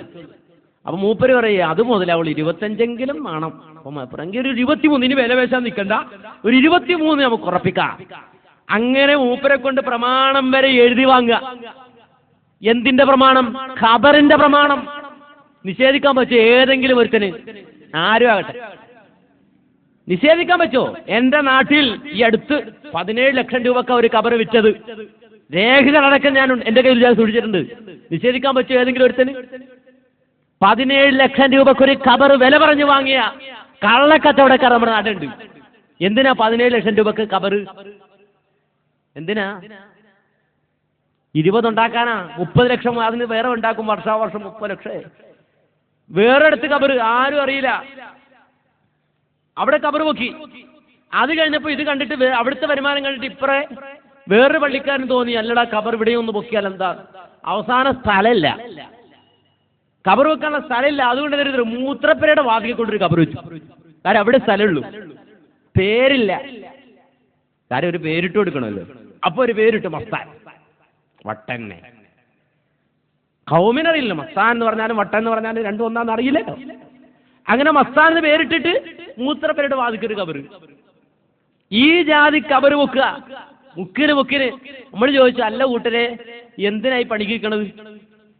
ഇതിലും രസാവഹമായൊരു കാര്യം, എന്റെ കൂടെ പഠിച്ചൊരു സ്നേഹിതൻ, അവനൊരു പള്ളിയിൽ ജോലിക്ക് നിൽക്കുമ്പോ അവനും സെക്രട്ടറിയും കൂടെ കൂടിയിട്ടൊരു കബർ തീരുമാനിച്ചുണ്ടാക്കിയതാ. കാര്യം എന്താ അറിയോ? ഇവന് ശമ്പളം കിട്ടില്ല മാസാമാസം. ഇന്നും ജീവിച്ചിരിപ്പുണ്ട്, ആള് മരിച്ചിട്ടില്ല. നിഷേധിച്ചാൽ കൊണ്ടുവരും ഞാൻ ജീവനോടെ ഇവിടെ. ആ നിലക്കുണ്ടല്ലോ കബർ പൊക്കി. എന്താ പറയുക, സെക്രട്ടറിയോട് ഇയാൾ പറഞ്ഞു, ഒരു പണി പറഞ്ഞുതരാം, എന്റെ കൂടെ നിന്നാ മതി എന്ന് പറഞ്ഞു. കൂടെ നിന്നാ മതി, ഞാനൊരു പണി പറഞ്ഞുതരാന്ന് പറഞ്ഞു. ആ എന്താന്ന് ചോദിച്ചു സെക്രട്ടറി, പാവാ. അയാൾ പറഞ്ഞു, എന്ത് ചെയ്യണോ ഉസ്താദ് ചോദിച്ചു. ഞാൻ പറഞ്ഞു, അതേ ഇയാൾ പറഞ്ഞു, നമ്മുടെ വാതിക്കൽ കിടക്കേണ്ട ഒരു കബറുണ്ടല്ലോ, അത് ഞാൻ നാളെ എന്തെങ്കിലും ഒരു കറാമത്ത് പറഞ്ഞിട്ട് ഞാൻ പൊക്കിക്കൊള്ളാന്ന് പറഞ്ഞു. അങ്ങനെ പിറ്റേന്ന് അയാൾ സുബഹിക്കഴിച്ച് കറാമത്ത് കഥ പറഞ്ഞ് പൊക്കി കബർ. പിറ്റേ ആഴ്ച മുതലുണ്ടല്ലോ, പിറ്റേ ആഴ്ച മുതൽ വരുമാനായി, ശമ്പളവും കിമ്പളവും ഒക്കെ ആയിട്ട് മൂപ്പർ അങ്ങ് ഉഷാറായി. ഞാനതിന്റെ പിറ്റേ ആഴ്ച, കബർ പൊങ്ങിയതിന്റെ പിറ്റേ ആഴ്ച ആ പള്ളിയിൽ പോയി പ്രസംഗിച്ചു. അതിന്റെ വാതിക്ക് കിട്ടിയ ഒരു സ്റ്റേജിൽ 5 ദിവസത്തെ മതപ്രഭാഷണം. അപ്പൊ നമ്മുടെ 1-2 സ്നേഹിതന്മാർ എന്നിട്ട് ചോദിച്ചു, ആറാമത്തെ ദിവസം നമ്മുടെ ഒരു സ്നേഹിതൻ അല്ലെ നമ്മുടെ ഒരു കൂട്ടത്തിലുള്ള ഒരാൾക്ക് പ്രസംഗിക്കാൻ സൗകര്യം ചെയ്തു കൊടുക്കുമോ എന്ന് ചോദിച്ചു. അവർ പറഞ്ഞു ആയിക്കോട്ടെ എന്ന് പറഞ്ഞു. അങ്ങനെ പോയി 6ാമത്തെ ദിവസം പോയി പ്രസംഗിച്ചു. 6ാമത്തെ ദിവസം പോയി പ്രസംഗിച്ചപ്പോൾ അവിടുത്തെ ഇമാമി എന്റെ കൂടെ പഠിച്ചവനായി വരും. ഞാൻ അവനോട് സൗകര്യത്തിൽ ചോദിച്ചു, അല്ലടാ എന്താ ഇവിടെ സംഭവിച്ചത്? ഓനറിയില്ല ഞാൻ മുജാഹിദാന്ന്. ഞാൻ ഈ പ്രസ്ഥാനത്തിലേക്ക് കടന്നു വന്നിട്ടുണ്ട്, അവനറിയില്ല. അവൻ പറഞ്ഞു കാര്യങ്ങളൊക്കെ പറഞ്ഞു, അതൊന്നും ഇല്ലടാ, ആരും ഇല്ല അതിനകത്ത്, ആര് പൊളി കബറാണ്, പൊളിഞ്ഞു കിടന്നൊരു കബറാണ്, അത് ഇങ്ങനെ ശമ്പളം കിട്ടാതായി കഴിഞ്ഞപ്പോൾ ഉണ്ടാക്കിയതാണ്. നിങ്ങൾ ആലോചിച്ച് നോക്കണം, ഈ മുസ്ലിം ഉമ്മത്തിനെ എവിടേക്കാണ് ഇവർ കൊണ്ടുപോകുന്നത്? ഇനി ഇവർ തന്നെ ഇത് പറഞ്ഞിട്ടില്ലേ? ഇവർ തന്നെ പച്ചക്ക് എഴുതി വിട്ടില്ലേ? നിങ്ങൾ ആലോചിക്കണം. ഞാൻ വെറുതെ ആരോപണം പറയില്ല. ഇതൊക്കെ പറയുമ്പോൾ ചില ആൾക്കാർ വിചാരിക്കും അതൊക്കെ മൗലവി മുജാഹിദ് ആയതുകൊണ്ട് ഇങ്ങനെ പറയാണ് എന്നാ. അല്ല, നേരെ മറിച്ച് വളരെ വ്യക്തമായി ഇവർ തന്നെ എഴുതിവിട്ടു. എവിടെ എഴുതിവിട്ടെന്നറിയോ? സുന്നി അഫ്കാറിൽ. എന്താ എഴുതിവിട്ടത്? ഇല്ലാത്ത മക്ബറകളുടെ പേരിലും അറിയപ്പെടാത്ത മൺകൂനകളുടെ പേരിലും കബറുകൾ കെട്ടിപ്പൊക്കുന്നവരുണ്ടിവിടെ. ഇല്ലാത്ത മൺകൂനകളുടെ പേരിൽ അറിയപ്പെടാത്ത മക്ബറുകളുടെ പേര് കബറുകൾ കെട്ടിപ്പൊക്കുന്നവരുണ്ടിവിടെ. എന്നിട്ടോ ചില ആളുകൾ താൽക്കാലികമായ കബർ കെട്ടിപ്പൊക്കുന്നവരുമുണ്ട്. റെഡിമെയ്ഡ് കബറെ, സ്റ്റേജ് ഇപ്പൊ തൽക്കാലത്തേക്കൂടെ ഉണ്ടാക്കിയതല്ലേ. ഇതുപോലെ കബർ കെട്ടിപ്പൊക്കുന്നവർ, ദർഗ കെട്ടിപ്പൊക്കുന്നവർ ഇവിടെ ഉണ്ട്. എവിടെ എഴുതിയത്? സുന്നി അഫ്കാർ എഴുതുക. എന്നിട്ടോ പല കബറുകളിൽ പലതും ആ കബറിന്റെ ഉള്ളിലുള്ളത് മുസ്ലിമാണോ കാഫിറാണോ എന്ന് പോലും അറിയാത്തതുമുണ്ട്. മുസ്ലിമാണോ കാഫിറാണോ എന്ന് പോലും അറിയാത്ത കബറുകൾ ഇവിടെയുണ്ട്. മുസ്ലിമാണോ കാഫിറാണോ പോലും അറിയില്ല. നമ്മുടെ നാട്ടിൽ നിന്ന് ചില താത്തമാർ ചെന്നിട്ട് ഉപ്പാപ്പാന്ന് വിളിക്കും, കിടക്കണതോ അപ്പൂപ്പനായിരിക്കും. മനസ്സിലായില്ലേ? ഈ നിലക്ക് അറിയപ്പെടാത്ത വൺകൂനകളുടെ പേരിൽ ദർഗകൾ ജാറങ്ങൾ കെട്ടിപ്പൊക്കുന്നവർ നമ്മുടെ നാട്ടിലുണ്ട് എന്ന് സുന്നി അഫ്കാർ എഴുതിവിട്ടു. നിഷേധിക്കാൻ പറ്റുമോ ആർക്കെങ്കിലും? ഇല്ല എന്ന് പറയാൻ പറ്റുമോ? ഇല്ല. അപ്പൊ ഇത് നടത്തുന്ന ആൾക്കാർക്കും അറിയാം എന്ത്? ഇല്ലാത്ത കബറാണ്, അറിയപ്പെടാത്ത മൺകൂനയാണ്. അങ്ങനെ കബർ പൊക്കുന്ന മനുഷ്യന്മാർ നമ്മുടെ നാട്ടിൽ ഈ നിലക്ക് സഹോദരങ്ങളെ എന്തെല്ലാം പരിപാടികളാ നമ്മുടെ നാട്ടിൽ ഇല്ലേ? അപ്പൊ ഈ തരത്തിലുള്ള കാര്യങ്ങൾ പലതും നടത്തി കബറുകൾ അനാചാരം അല്ല, കബറുകളെ സംബന്ധിച്ചിടത്തോളം ആ കബറുകൾ കെട്ടിയുണ്ടാക്കി എന്നിട്ട് അവിടെ പലതരത്തിലുള്ള ദൂർത്തും നടത്തിയിട്ട് പറയാ കമ്മിറ്റിക്കാരുടെ കുഴപ്പമാണ്. ഇങ്ങോട്ട് മാറ്റി ഏൽപ്പിച്ചാൽ മതി, ഭരണസമിതി മാറ്റിയാൽ മതി, ഞങ്ങളുടെ ഗ്രൂപ്പുകാരെ കമ്മിറ്റിയിൽ എടുത്താൽ മതി, വരുമാനം ഞങ്ങളുടെ കോളേജിന് തന്നാൽ മതി, ഞങ്ങൾ റെഡിയാക്കി തരാമെന്നാ. ആരായി ഞങ്ങള്? ഇതിറക്കിയതാരാ? ആരായി ഞങ്ങൾ? ഈ CD ഇറക്കിയവനും ഗ്രൂപ്പ് അല്ലേ? എങ്കിൽ ഇവിടുന്ന് ഈ ഉത്തരവാദിത്തത്തിൽ നിങ്ങൾക്ക് ഒഴിയാൻ പറ്റുമോ? ഈ നടക്കുന്ന ഞാൻ നേരത്തെ കാണിച്ചില്ലേ, ആന, അമ്പാരി, ചെണ്ടമുട്ട്, വാദ്യമേളം, ഉത്തരവാദിത്തത്തിൽ നിന്ന് ഒഴിയാൻ പറ്റുമോ? ഒരുത്തനും ഒഴിയാൻ പറ്റില്ല. ഇപ്പൊ അനാചാരാണ്, മറ്റാണ്, മറിച്ചാണെന്ന് പറഞ്ഞിട്ട് കാര്യമില്ല. കാര്യം എന്താണെന്നറിയോ? ഇത് ആ പുസ്തകം ആണ്ട് നേർച്ചയും ചില അപവാദങ്ങളും, അഥവാ ആണ്ട് നേർച്ച എന്ത് എന്തല്ല, ആണ്ട് നേർച്ച എന്ത് എന്തല്ല. ആരാ ഇത് എഴുതിയത്? K M Muhammad Koya Mathottam. K M Muhammad Koya Mathottam അറിയില്ലേ നിങ്ങൾക്ക്? അറിയാം. ആരാ ഇതിന് അവതാരിക എഴുതി കൊടുത്തത്? വിനീതൻ AP അബൂബക്കർ മുസ്ലിയാർ, കാന്തപുരം. ആരാവതാരിക? കാന്തപുരം AP അബൂബക്കർ മുസ്ലിയാർ. എന്താ ഈ പുസ്തകത്തിൽ എന്നിട്ട് പറയുന്നത്? ഈ പുസ്തകത്തിൽ പറയും, നോക്കൂ, ചെണ്ടമുട്ട്, കൂപത്ത്, ബ്രാക്കറ്റിൽ തുടി ഒഴികെയുള്ള എല്ലാ ചെണ്ടമുട്ടലുകളും ഹലാലാണെന്നതിൽ റാഫി ഇമാമും നവവി ഇമാമും ഒത്തിരിക്കുന്നു എന്ന് മിൻഹാജിനും അതിന്റെ ശറഹായ തുഹ്ഫ, നിഹായ, മുഗ്നി, സിറാജുൽ വഹാജ് മുതലായവകളും പറഞ്ഞിരിക്കുന്നു. ശൈഖന്മാരുടെ മക്ബറ സ്ഥലത്ത് വെച്ച് ചെണ്ടുമുട്ടൽ ജായിസോ മക്റൂഹോ ഹറാമോ വിലങ്ങപ്പെടേണ്ടതോ എന്ന് അല്ലാമത്ത് റംലി തങ്ങളോട് ചോദിക്കപ്പെട്ടതിന് ദുടിയല്ലാത്ത എല്ലാ ചെണ്ടമുട്ടുകളും ഹലാലാകുന്നു. ആരാ റംലി? ഇസ്തിഗാസ അനുവദനീയമാണെന്ന് പറഞ്ഞ പണ്ഡിതൻ. ഇബ്നു തൈമിയ്യക്ക് മുമ്പ് ആരും തന്നെ ഇസ്തിഗാസ എതിർത്തിട്ടില്ല എന്ന് പറഞ്ഞ പണ്ഡിതൻ. ആ പണ്ഡിതനായ ഇമാം റംലി പറയാണ്, എന്താണെന്നറിയോ? ദുടിയല്ലാത്തതെല്ലാം അതേ മക്ബറകൾ, ഔലിയാക്കന്മാരുടെ മക്ബറകൾ, ശൈഖന്മാരുടെ മക്ബറ സ്ഥലത്ത് വെച്ച് മുട്ടൽ അനുവദനീയമാണ്, ഹലാലാണ് എന്ന് പറഞ്ഞിട്ട് ദുടി എന്താന്ന് പറയാ? ഇരുഭാഗം വട്ടമൊത്തതും നടുകുടുങ്ങി നീളത്തിലുള്ളതുമായ ദുടിമുട്ടൽ ഹറാമാണ്. വിരോധത്തിന്റെ ചെണ്ടകളല്ലാത്ത ചെണ്ടകൾ മുട്ടുന്നതിനെ വിലങ്ങപ്പെടുന്നതല്ല, തുടി വിലങ്ങേണ്ടതാണ്. അപ്പൊ നടുകുടുങ്ങിയതും രണ്ടു ഭാഗവും വിടർന്നതുമായ ദുടി ഒഴികെയുള്ളതെല്ലാം ശൈഖന്മാരുടെ മക്ബറയ്ക്ക് സമീപം മുട്ടൽ ഹലാലാണ് എന്ന് ഫത്വ കൊടുത്ത ആളാരാ? റംലി. അത് ഏറ്റെടുത്ത് എഴുതിയത് ആളാരാ? മുഹമ്മദ് കോയ മാത്തോട്ടം. അതിന് അവതാരിക എഴുതി കൊടുത്താരാ? കാന്തപുരം AP അബൂബക്കർ മുസ്ലിയാർ. ആരാ ഈ അനാചാരങ്ങൾക്ക്? ജാഹിലിയത്താണ്, ജഹാലത്താണ്. ചെണ്ടമുട്ട് നടത്തണമെന്നല്ലേ ഇവിടെ വിവരമുള്ളവൻ അല്ലേ? ഓൻ റംലിയുടെ കിതാബ് വായിച്ചിട്ട് വന്നിട്ട് ചെണ്ടമുട്ടുന്നത്. റംലിന്റെ കിതാബും വായിച്ചു വന്ന് ചെണ്ടമുട്ടുന്ന ജഹാലത്താണ്. എങ്ങനെയാ ജാഹിലിയത്താകുന്നത്? ഇനിയോ കുഴൽവിളിയൊക്കെ അവിടെ നിൽക്കട്ടെ. കരിമരുന്ന് പ്രയോഗം വെടിക്കട്ടെ. കരിമരുന്ന് പ്രയോഗത്തെ സംബന്ധിച്ച് പറയുന്നത് എന്താ? ഇത്തരം നേർച്ച സ്ഥലങ്ങളിൽ കരിമരുന്ന് പ്രയോഗം നടത്താറുണ്ടെന്നും അതുകൾ അനാവശ്യമായി പണം ചെലവഴിക്കലായതുകൊണ്ട് അത് തെറ്റാണെന്നും ചിലർ പറയാറുണ്ട്. ശരിയാണ്. എന്നാൽ മിക്കവാറും അത് ഏർപ്പെടുത്തുന്നത് നേർച്ചയുടെ ഭാരവാഹികളായിരിക്കില്ല. ഇനി ആയിരുന്നാൽ തന്നെയും അത് നിഷിദ്ധ കാര്യമോ എന്നാണ് ചിന്തിക്കാനുള്ളത്.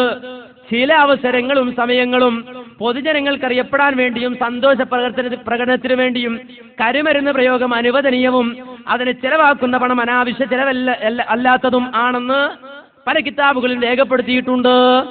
കൂടാതെ നേർച്ച സ്ഥലങ്ങളിൽ പങ്കെടുക്കുന്ന 10,000-ങ്ങളിൽ ക്ഷയരോഗം, കുഷ്ഠരോഗം തുടങ്ങിയ പകർച്ചവ്യാധികൾ ഉള്ളവരും ഉണ്ടാകാൻ ഹിതമുണ്ട്.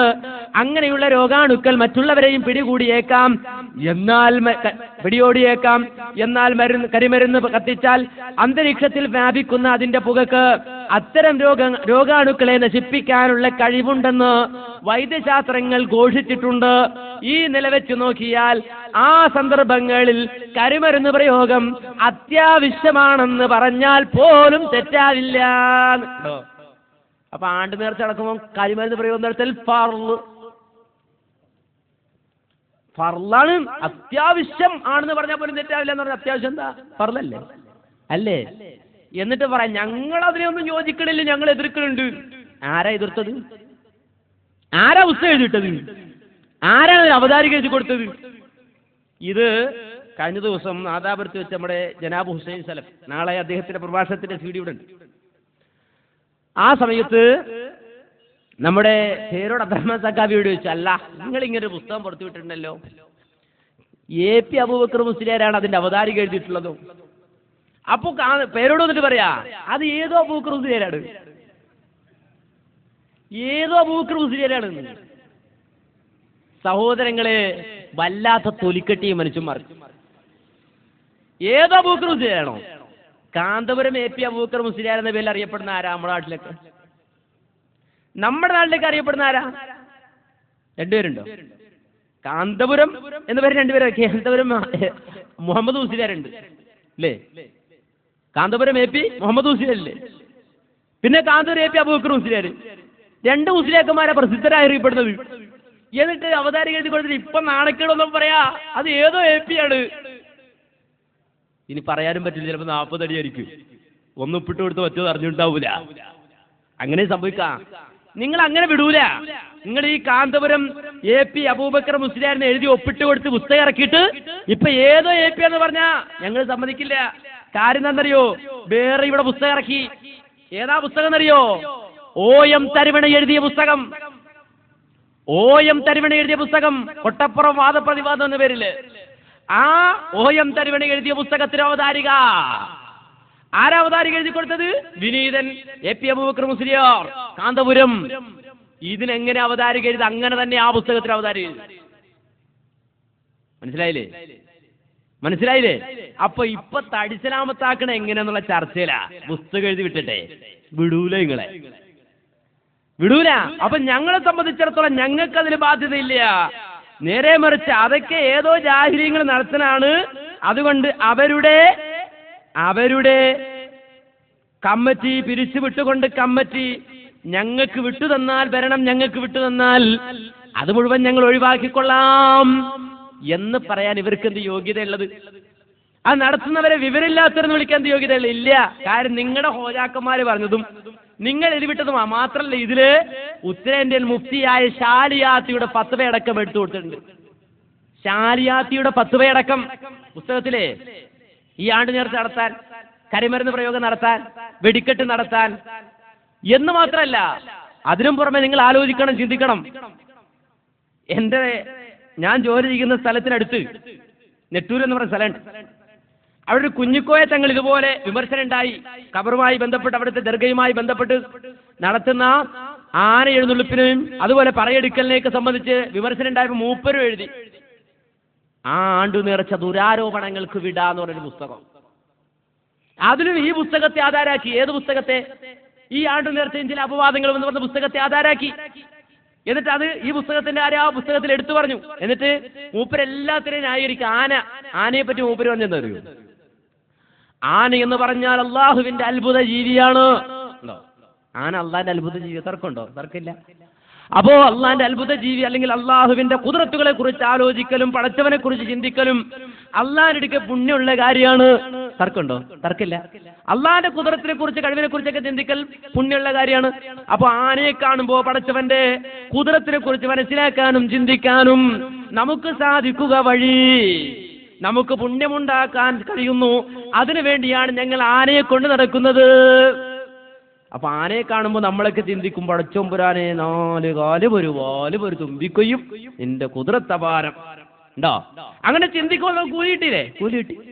അപ്പൊ ആനയെ കുറിച്ച് ആലോചിച്ച് അള്ളാഹിന്റെ കൂലി മേടിക്കാനാ ഞങ്ങൾ ആനയും കൊണ്ട് നടക്കുന്നത്. മൂപ്പറ വ്യാഖ്യാനാ. അപ്പൊ ഞാനൊരു വാദിക്കൊരിക്കൽ പ്രസംഗിച്ചപ്പോ പറഞ്ഞു, മുലരെ അടുത്ത പ്രാവശ്യം ഇപ്പൊ ഞങ്ങൾ കുറെ കാലമായിട്ട് ആനയെ കുറിച്ച് ചിന്തിച്ച് ഇപ്പൊ മനസ്സിലായി. അതുകൊണ്ട് അടുത്ത പ്രാവശ്യം ഒരു കടുവ അല്ലെങ്കിൽ ഒരു പുലി തങ്ങളിങ്ങനെ കയറി വരിക പുലിപ്പുറത്ത് നടക്കുവോ? അങ്ങനെ ഇപ്പൊ നിങ്ങൾ അള്ളാഹിനെ കുറിച്ച് ആലോചിക്കേണ്ടതാ. ഈ ജാതി മനുഷ്യന്മാരോട് എന്ത് പറയാനാ? എന്ത് പറഞ്ഞാലും ദുർവ്യാഖ്യാനം കൊണ്ടുവരും. അള്ളാന്റെ മതാന്ന് ബോധമൊന്നുമില്ല. ഏതാണ്ട് വക്കീലിന്റെ മനസ്സിൽ അവർക്ക് എന്ത് പറഞ്ഞാലും മറുവാദം പറയാ. എന്ത് പറഞ്ഞാലും മറുവാദം പറയാ. ഇതൊക്കെ ആർക്കാ അറിയാത്ത തെറ്റാണ്? ഇതൊന്നും അനുവദനീയല്ല. ദീനിൽ ഇസ്ലാം ഇതൊന്നും ഇല്ലെന്ന് ആർക്കറിയാത്തത്? എന്നാലും മസാല പറഞ്ഞ് കറക്കി തിരിച്ച് അവിടെ കൊണ്ടുവരും. സാധാരണ ഒരു കഥയുണ്ടല്ലോ, പള്ളി ദർസിൽ ആ കഥ കൂടുതൽ പ്രചാരത്തിലുള്ളത്. എന്താണെന്നറിയോ? ഒരു ഉമ്മാന്റെ മാല പോയത്രേ. അപ്പൊ ഉമ്മ ഇങ്ങനെ മാല അന്വേഷിക്കുകയാണ്, എവിടെയെങ്കിലും മാല ഉണ്ടോ. അപ്പൊ ഉമ്മമാരുടെ ഇടയ്ക്ക് പറയുന്നുണ്ട്, പടച്ചോനെ ആർക്ക് കിട്ടിയാലും മൂലാർക്ക് കിട്ടല്ലേ എന്ന് പറഞ്ഞിട്ടായി അന്വേഷിക്കുന്നത്. അപ്പൊ ഒരാൾ ഒരു ഉമ്മയോട് ചോദിച്ചു, അല്ല ഉമ്മ നിങ്ങളെന്താ ഇങ്ങനെ പറഞ്ഞ, ആർക്ക് കിട്ടിയാലോ മൂലാർക്ക് കിട്ടല്ലേ എന്ന് പറയണത് എന്താന്ന് ചോദിച്ചു. അപ്പൊ ഉമ്മ പറഞ്ഞു, മോനെ നിനക്കത് അറിഞ്ഞൂടല്ലേ, എങ്കിൽ പഠിച്ചോ. ലോകത്ത് ആർക്ക് കിട്ടിയാലും നമുക്കത് തിരിച്ചു തരും. പക്ഷെ മൂലാർക്ക് കിട്ടിയാൽ മൂലർ എന്തെങ്കിലും മസാല പറഞ്ഞ് തട്ടിക്കൊണ്ട് പോകുന്നു. എന്തെങ്കിലും ഒരു മസാല ഉണ്ടാക്കിയിട്ട് അതിങ്ങനെ കറക്കിക്കൊണ്ട് പോകും. കാര്യം അതാണല്ലോ, അതങ്ങനെ വന്നാൽ ഇതിങ്ങനെ വന്നാൽ ആ മസാല അങ്ങനെ അങ്ങനെ ഇങ്ങനെ അങ്ങനെ അങ്ങനെ വന്ന് അവസാനം ഇത് ഉണ്ടാവൂല. മനസ്സിലായില്ലേ? ഈ നിലക്ക് അവിടെയും മുറിച്ച് ഇവിടെയും മുറിച്ച് ദുർവ്യാഖ്യാനം ചെയ്ത് എല്ലാത്തിനും ന്യായീകരിക്കുക, തോന്നിവാസങ്ങളെ മുഴുവൻ ന്യായീകരിക്കുക. എന്നിട്ട് ഈ ജാതി കബറ് കെട്ടിപ്പോക്കിയിട്ട് അതുകൊണ്ട് മനുഷ്യന്മാരുടെ മയ്യത്ത് വെച്ചിട്ട് വില പേശി ജീവിക്കുക. ഇതിലും വലിയ നാണക്കേടും തോന്നിവാസവും വേറെന്തെങ്കിലും ഉണ്ടോ? ഇല്ല. എന്നിട്ടോ ഇതൊക്കെ പറഞ്ഞാലും ചില ആൾക്കാർ വിടില്ല. എന്താ അവർ പറയുന്നതെന്നറിയോ? മുജാഹിദുകൾ ഈ 4-3 ആളല്ലേ ഇവിടെയുള്ളൂ, എന്നാ നിങ്ങളങ്ങ് പോകണം, എങ്ങോട്ട്? മദീനയിലേക്ക് പോകണേ. അവിടെ ചെന്നാ മുജാഹിദിന് നോക്കാൻ പറ്റുമോ, നിൽക്കാൻ പറ്റുമോ? ഇല്ല. കാരണം എല്ലായിടത്തുമുണ്ട്. ശേഖന്മാരെ തട്ടിപ്പ് കുറെ കാലായി നിങ്ങൾ തട്ടിപ്പ് നടത്താൻ തുടങ്ങിയിട്ടേ. ഞങ്ങൾ പാലെടുത്ത് നിങ്ങൾക്ക് പറഞ്ഞു തന്നിട്ടുണ്ട് അതിനെ പറ്റിയിട്ട്. എന്നിട്ട് ഇവിടെ വന്നിട്ട് വീണ്ടും അത് പറയാൻ നിന്നാൽ നിങ്ങൾ നിങ്ങൾ വിചാരിച്ചോ? നിങ്ങൾ വിചാരിച്ചോ? എന്താ പറയണേ നോക്കൂ. ഒരു മൊയ്ലാരി ഇവിടെ പ്രസംഗിച്ചതാ. ഈ സ്റ്റേജ് അല്ലേ ഇത്? ഇവിടല്ലേ? ഇവിടെ തന്നെ പ്രസംഗിച്ചതാ. നിങ്ങളൊന്ന് ഓ സഹോദരന്മാരെ, ഇപ്പോഴും മദീനയിൽ ചെന്നാൽ അല്ലാഹുവിന്റെ റസൂലിന്റെ ശരീരം മറവ് ചെയ്യപ്പെട്ട റൂം അതാണല്ലോ അവിടുത്തെ പടുകൂറ്റൻ ജാറും. പച്ചക്കുബ്ബയുള്ള പടുകൂറ്റൻ മിനാരമുള്ള ആ വലിയ ജാറും, ആ ജാറത്തിന്റെ ഉള്ളിൽ പച്ചപ്പട്ട് പുതച്ച ഖബറ്, അല്ലാഹുവിന്റെ റസൂലിന്റെ ഖബറ് കിടക്കുന്നു. അതിന്റെ പിന്നിൽ സിദ്ദീഖ് റളിയല്ലാഹു അൻഹുവിന്റെ ഖബറ് കിടക്കുന്നു. അതിന്റെ പിന്നിൽ ഉമർ ഇബ്നുൽ ഖത്താബ് റളിയല്ലാഹു അൻഹുവിന്റെ ഖബറ് കിടക്കുന്നു. ആ ഖബറുകൾ ഉള്ള റൂമിന്റെ തൊട്ടടുത്തുണ്ടൊരു റൂം. ആ റൂമിന്റെ പേരാണ് ഹുജറത്തു ഫാത്തിമ. ഫാത്തിമ ബീവിയുടെ റൂം എന്നാണ് ആ റൂമിന് പറയുന്നത്. ആ ഫാത്തിമ ബീവിയുടെ റൂം എന്ന് പറയുന്ന റൂമുണ്ടല്ലോ, അതിനതാ ഒരു വലിയ ഡോറ്. ആ ഡോറിനതാ 1 നമ്പർ വട്ടക്കണ്ണി, പിത്തളയുടേതാണ് ആ വട്ടക്കണ്ണി. ആ വട്ടക്കണ്ണിയുടെ മേലെ ഇപ്പോഴും കൊത്തിവെച്ചിട്ടുള്ളൊരു പദ്യം കോഴിക്കോട്ടെന്നൊരൊറ്റ മുജാഹിദും പോയിട്ട് അത് ഇതുവരെ മാച്ച് കളഞ്ഞില്ല. അതുപോലെ പുളിക്കുന്നൊരു മുജാഹിദും പോയി മാച്ചില്ല. സെലഫികൾ ഭരിച്ചാലും ഭരിച്ചില്ലെങ്കിലും ആ വരി ഇന്ന് വരെ മാച്ചിട്ടില്ല. ആ പിത്തള ഇന്നേ വരെ എടുത്തിട്ടില്ല. ആ ഡോറിന്റെ പിത്തളയുടെ വട്ടക്കണ്ണി ഇപ്പോഴും നിൽക്കുന്നു. മദീന പള്ളിയുടെ ഒരു റൂം, ആ റൂമിന്റെ വട്ടക്കണ്ണി ഇപ്പോഴും നിലനിൽക്കുന്നു. വേണമെങ്കിൽ മുജാഹിദുകളൊന്ന് ടെലിഫോൺ ചെയ്ത് ചോദിക്കട്ടെ, മദീനയിൽ പോയ മുജാഹിദുകൾ ഉണ്ടാകുമല്ലോ. എന്താണ് അവിടെയുള്ളത്? വഹുവൽ ഹബീബുൽ الذي ترجى شفاعته لكل هول من الأهوال مقتمي. ചൊല്ലിക്ക മദീനയിലേക്ക് ഒരു സ്വലാത്ത്. മൗലായ സല്ലി വസല്ലിം ദായിമൻ അബദാ അലാ ഹബീബിക ഖൈറിൽ ഖൽഖി കുല്ലിഹിം. സഹോദരങ്ങളെ, അപ്പോ വട്ടക്കണ്ണിമേല് പാട്ട് തീർന്നു. അതുകൊണ്ട് ഇല്ല. പിന്നെ എവിടെയുള്ളത്? അടുത്ത് നോക്ക്. ആ വട്ടക്കണ്ണിമേൽ എഴുതിയച്ച കണ്ടപ്പോ പഠിച്ചവനെ, നമ്മളെ പഴയ സുന്നികൾ ഇവിടെയും വന്നല്ലോ, മദീനയിലും വന്നല്ലോ എന്ന് വിചാരിച്ചിട്ട് എല്ലാം അപ്പുറത്തിറങ്ങി അല്ലാഹുവിന്റെ റസൂലിനെ അഭിമുഖമായി ഇങ്ങനെ നിൽക്കുമ്പോ അവിടെ ആ ചുമരിന്റെ മേലെ അതിനെക്കാണും വലിയ സിർക്ക്. അതെന്താണ്? അത് ഖബറിലുള്ള നബിയെ വിളിച്ച് സഹായം ചോദിക്കുന്ന സിർക്ക്. بالقاع أعلومه فطاب من طيبهن القاع واللكم نفسي فداء لقبر أنت ساكنه فيه العفاف وفيه الجود والكرم. അതെവിടെയാ ഉള്ളത്? അത് അല്ലാഹുവിന്റെ റസൂലിലേക്ക് അഭിമുഖമായി അങ്ങ് നിന്നാൽ അവിടെ സ്വർണ്ണലിപി കൊണ്ട് എഴുതി വെച്ച 2 വരി പദ്യമാണ്.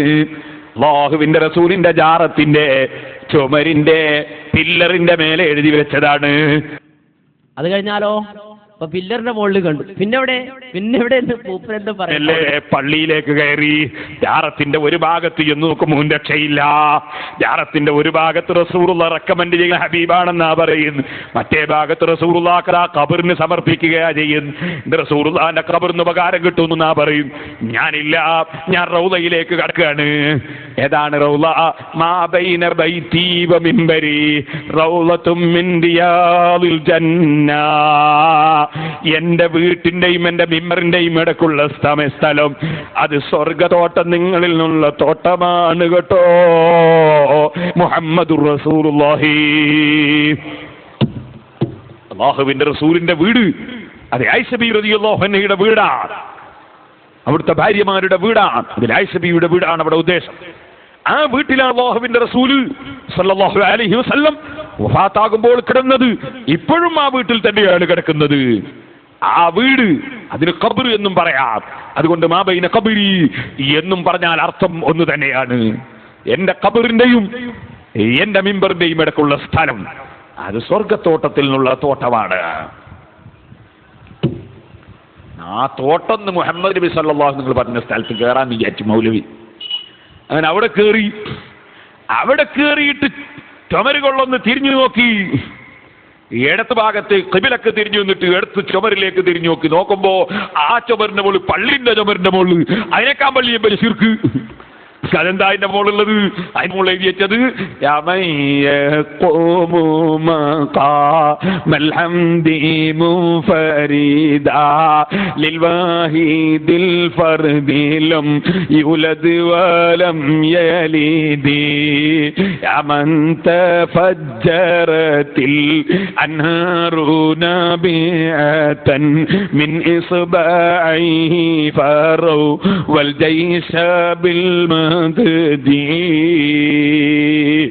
പള്ളിന്റെ ചുമരുമലുള്ളതാ, മദീനത്തെ പള്ളിന്റെ ചുമരുമല്. സഹോദരങ്ങളെ, നിങ്ങളുടെ തൊള്ളവന് മാത്രല്ല നേരത്തെ എഴുതിയിട്ടുണ്ട് മരണാനന്തര കർമ്മങ്ങൾ തെളിവുകളിലൂടെ. എന്താണെന്നറിയോ? ഇതിൽ പറയാ മുഹമ്മദ് നബിയുടെ ഖബർ ശരീഫ് സ്ഥിതി ചെയ്യുന്ന റൗളയും അതിന്റെ മുകളിലെ പച്ച കുബ്ബയും ഇന്നും നിലനിൽക്കുകയാണ്. റസൂലുള്ളാഹിന്റെ ഖബറിന്റെ മുകളിൽ ഒരു പച്ച കുബ്ബ ഉണ്ടല്ലോ, ആ കുബ്ബയും എന്നും നിലനിൽക്കുകയാണ്. സ്വഹാബികൾ, താബിഉകൾ തുടങ്ങി ഇക്കാലയളവ് വരെയുള്ള അനേകായിരം പണ്ഡിത മഹത്തുക്കൾക്ക് അത് പൊളിച്ചു മാറ്റാൻ നിർദ്ദേശിച്ചിട്ടില്ല. എന്താ മനസ്സിലായത്? നിങ്ങൾ ആലോചിക്കണം. എന്താ മനസ്സിലായത്? റൗള ശരീഫിന്റെ മുകളിലുള്ള പച്ച കുബ്ബ, ആ പച്ച കുബ്ബ ഇന്നും നിലനിൽക്കുകയാണ്. സ്വഹാബികൾ, താബിഉകൾ മുതൽ ഇങ്ങോട്ട് സ്വഹാബികൾ, താബികൾ തുടങ്ങി ഇക്കാലയളവ് വരെയുള്ള അനേകായിരം പണ്ഡിത മഹത്തുക്കൾ അത് പൊളിച്ചു മാറ്റാൻ നിർദ്ദേശിച്ചിട്ടില്ല. എവിടെയാണ് എഴുതിവിട്ടതെന്നറിയോ? നൂറുകണക്കിന് ഇത് എഴുതിവിട്ടത് മരണാനന്തര കർമ്മങ്ങൾ തെളിവുകളിലൂടെ എന്ന് പറയുന്ന പുസ്തകം. ആരാ എഴുതിയത്? അഷ്റഫ് സഖാഫി കടവത്തൂര് അഷ്റഫ് സഖാഫി എഴുതിയ പുസ്തകത്തിലായത് എഴുതിയത്. ഇവിടെ പേരോടും പറഞ്ഞില്ലേ അള്ളാഹുവിന്റെ റസൂലിന്റെ ഖബർ, ആ ഖബറിന്റെ മുകളിലുള്ള പച്ച കുബ്ബ, ഇതൊക്കെ റസൂലുള്ളാഹിന്റെ കാലം മുതലുള്ളതാണ്. ഇതൊക്കെ പ്രവാചകന്റെ കാലം മുതലുള്ളതാണ്. റസൂലുള്ളാഹിന്റെ കാലം മുതലുള്ളതാണ്. സ്വഹാബികൾ അത് കണ്ടു, എതിർത്തില്ല. താബികൾ അത് കണ്ടു, എതിർത്തില്ല എന്ന് പറഞ്ഞിട്ട് കള്ളം പറഞ്ഞിട്ടാ ഇവര് തെളിവുണ്ടാക്കാൻ പോകുന്നത്. നിങ്ങൾ ആലോചിക്കണം, റസൂലുള്ളാഹിന്റെ ഖബറിന്റെ മുകളിലുള്ള പച്ച കുബ്ബ, ആ കുബ്ബയുണ്ടായത് എപ്പോഴാ? നോക്ക് നിങ്ങൾ. സുന്നി വോയിസ് ദൈവാരിക പുസ്തകം 18 ലക്കം 14 1998 നവംബർ 1 മുതൽ 15 വരെയുള്ള കാലയളവിൽ പുറത്തിറങ്ങിയ സുന്നി വോയിസ്. ആ സുന്നി വോയിസിൽ പറയുന്നു, മതകീയമാനവും മഹത്വവും ഉയർത്തിപ്പിടിക്കുന്ന ഇസ്ലാമിക കുബ്ബകളിൽ പ്രാധാന്യവും പ്രശസ്തിയും അർഹിക്കുന്നത് മദീന റൗളയിലുള്ള കുബ്ബയാണ്. മുത്തി നബി സല്ലല്ലാഹു അലൈഹി വസല്ലമയുടെ പാവന ശരീരം അനുഗ്രഹീത വിശ്രമം കൊള്ളുന്ന ഹുജ്റത്തു ശരീഫിന് മുകളിലെ കുബ്ബ എന്തുകൊണ്ടും പ്രൗഢവും പ്രസക്തവുമാണ്. മസ്ജിദുൻ നബവിക്കുള്ളിൽ ഇത്തരം ഇത്തരമൊരു മഹാദൗത്യത്തിന് കാർമ്മികത്വം വഹിച്ചത് മിസ്രിലെ കൂസ് പട്ടണത്തിന്റെ ഗവർണറായിരുന്ന അൽ കമാൽ അഹമ്മദ് ബിൻ ബുർഹാൻ അബ്ദുൽ ഖിയുർഖി ആയിരുന്നു. ഹിജ്റ 678 മൻസൂർ ഖലാവുദ്ദീൻ സാലിഹ് ചക്രവർത്തിയുടെ താൽപര്യപ്രകാരമാണ് അദ്ദേഹം ഈ കൃത്യം നിർവഹിച്ചത്. അപ്പൊ എപ്പോഴാ കുബ്ബ ഉണ്ടാക്കിയത്? 678. ആ കുബ്ബ ഉണ്ടാക്കിയത് 678. മരണാനന്തര ജീവിതത്തിൽ പറയുന്നതോ സഹാബികളും താബികളും ഇന്നുവരെ പൊളിച്ചു നീക്കാൻ കൽപ്പിച്ചിട്ടില്ല. എടോ, സഹാബി ഉണ്ടായിരുന്നപ്പോ കുബ്ബുണ്ടോ? അവിടെ സഹാബി ഉണ്ടായിരുന്നപ്പോ കുബ്ബുണ്ടോ? താബികളുടെ കാലത്ത് കുബ്ബുണ്ടോ? എന്നിട്ടല്ലേ പൊളിക്കാൻ പറയല്? രണ്ടും ഒരാടെ തന്നെയാണ്. ഒന്ന് അഷ്റഫ് സഖാഫി, മറ്റത് സുന്നി വോയിസ്. രണ്ടും കളമരാ. നിങ്ങൾ ആലോചിക്കണം. ഈ നിലക്ക് ഒരാൾ പറയാ കുബ്ബ പൊളിക്കാൻ സഹാബി പറഞ്ഞിട്ടില്ല, താബി പറഞ്ഞിട്ടില്ല. സുന്നി വോയിസുകാരൻ പറയാ അതുണ്ടായത് 678 എന്തോന്നാ അഷ്റഫെ ഈ പൊട്ടത്തിനെ പറയുന്നത്? ഇതുപോലെ പേരോട് പറയാ ഖബർ റസൂലുള്ളാഹിന്റെ ഖബർ കെട്ടിപ്പൊക്കി തെളിയിക്കാൻ പറ്റുമോ? നിങ്ങൾക്ക് ധൈര്യം ഉണ്ടോ തെളിയിക്കാൻ? എന്നിട്ടൊരു ഫോട്ടോ കോപ്പി എടുത്തിട്ട് ഇയാൾ തന്നെ 10 രൂപക്ക് വെച്ച് കാശ് വാങ്ങുക. ഏതറിയോ? ജൂതന്മാരുടെ സൈറ്റ്. ആ സൈറ്റുകൾ പുറത്തുവിടുന്ന ഇന്റർനെറ്റിൽ നിന്ന് എടുത്ത ഒരു പടം എന്താണെന്നറിയോ? ഒരു തലപ്പാവൊക്കെ കെട്ടിയിട്ട് റസൂലുള്ളാഹിന്റെ ഖബർ പച്ച പുതപ്പൊക്കെ ഇങ്ങനെ ഇട്ടിട്ട് ഇങ്ങനെ ഈ സൈറ്റിൽ നിന്ന് കിട്ടിയ ഫോട്ടോ, ആ ഫോട്ടോ റസൂലുള്ളാഹിന്റെ ഖബറാണെന്ന് തെളിയിക്കാൻ നിങ്ങൾക്ക് ധൈര്യം ഉണ്ടോ? തെളിയിക്ക്. ധൈര്യം ഉണ്ടോ നിങ്ങൾക്ക്? തെളിയിക്കാൻ പറ്റുമോ? ഇല്ല, തെളിയിക്കാൻ പറ്റില്ല. എന്നിട്ട് അത് 10 രൂപക്ക് ഫോട്ടോ കോപ്പി എടുത്തിട്ട് മൂപ്പര് വിറ്റ് കാശാക്ക. റസൂലുള്ളാഹിന്റെ ഖബർ കെട്ടിപ്പൊക്കി ഇവരിറക്കിയ CD-യിലുണ്ട്. അതെങ്ങനെ അറിയോ? അതിങ്ങനെ ആനിമേഷൻ കൊടുത്തിട്ട് റസൂലുള്ളാഹിന്റെ ഖബറിന്റെ ആ വാതിലുണ്ടല്ലോ, എല്ലാവർക്കും മദീനയെ പോയാൽ കാണാൻ ആ വാതിൽ ഇങ്ങനെ കാണിച്ചിട്ട് ആ വാതിൽ തുറക്കുന്നതായിട്ട് കമ്പ്യൂട്ടറിൽ ആനിമേഷൻ കൊടുക്കുക. ഇത് കാണുന്ന അതുമായി വിവരമില്ലാത്ത, അതുമായി അറിയാത്ത, അതുമായി പിന്നെ ബന്ധമില്ലാത്ത ആളുകൾ കാണുമ്പോൾ വിചാരിക്കണമെന്ന് അറിയോ?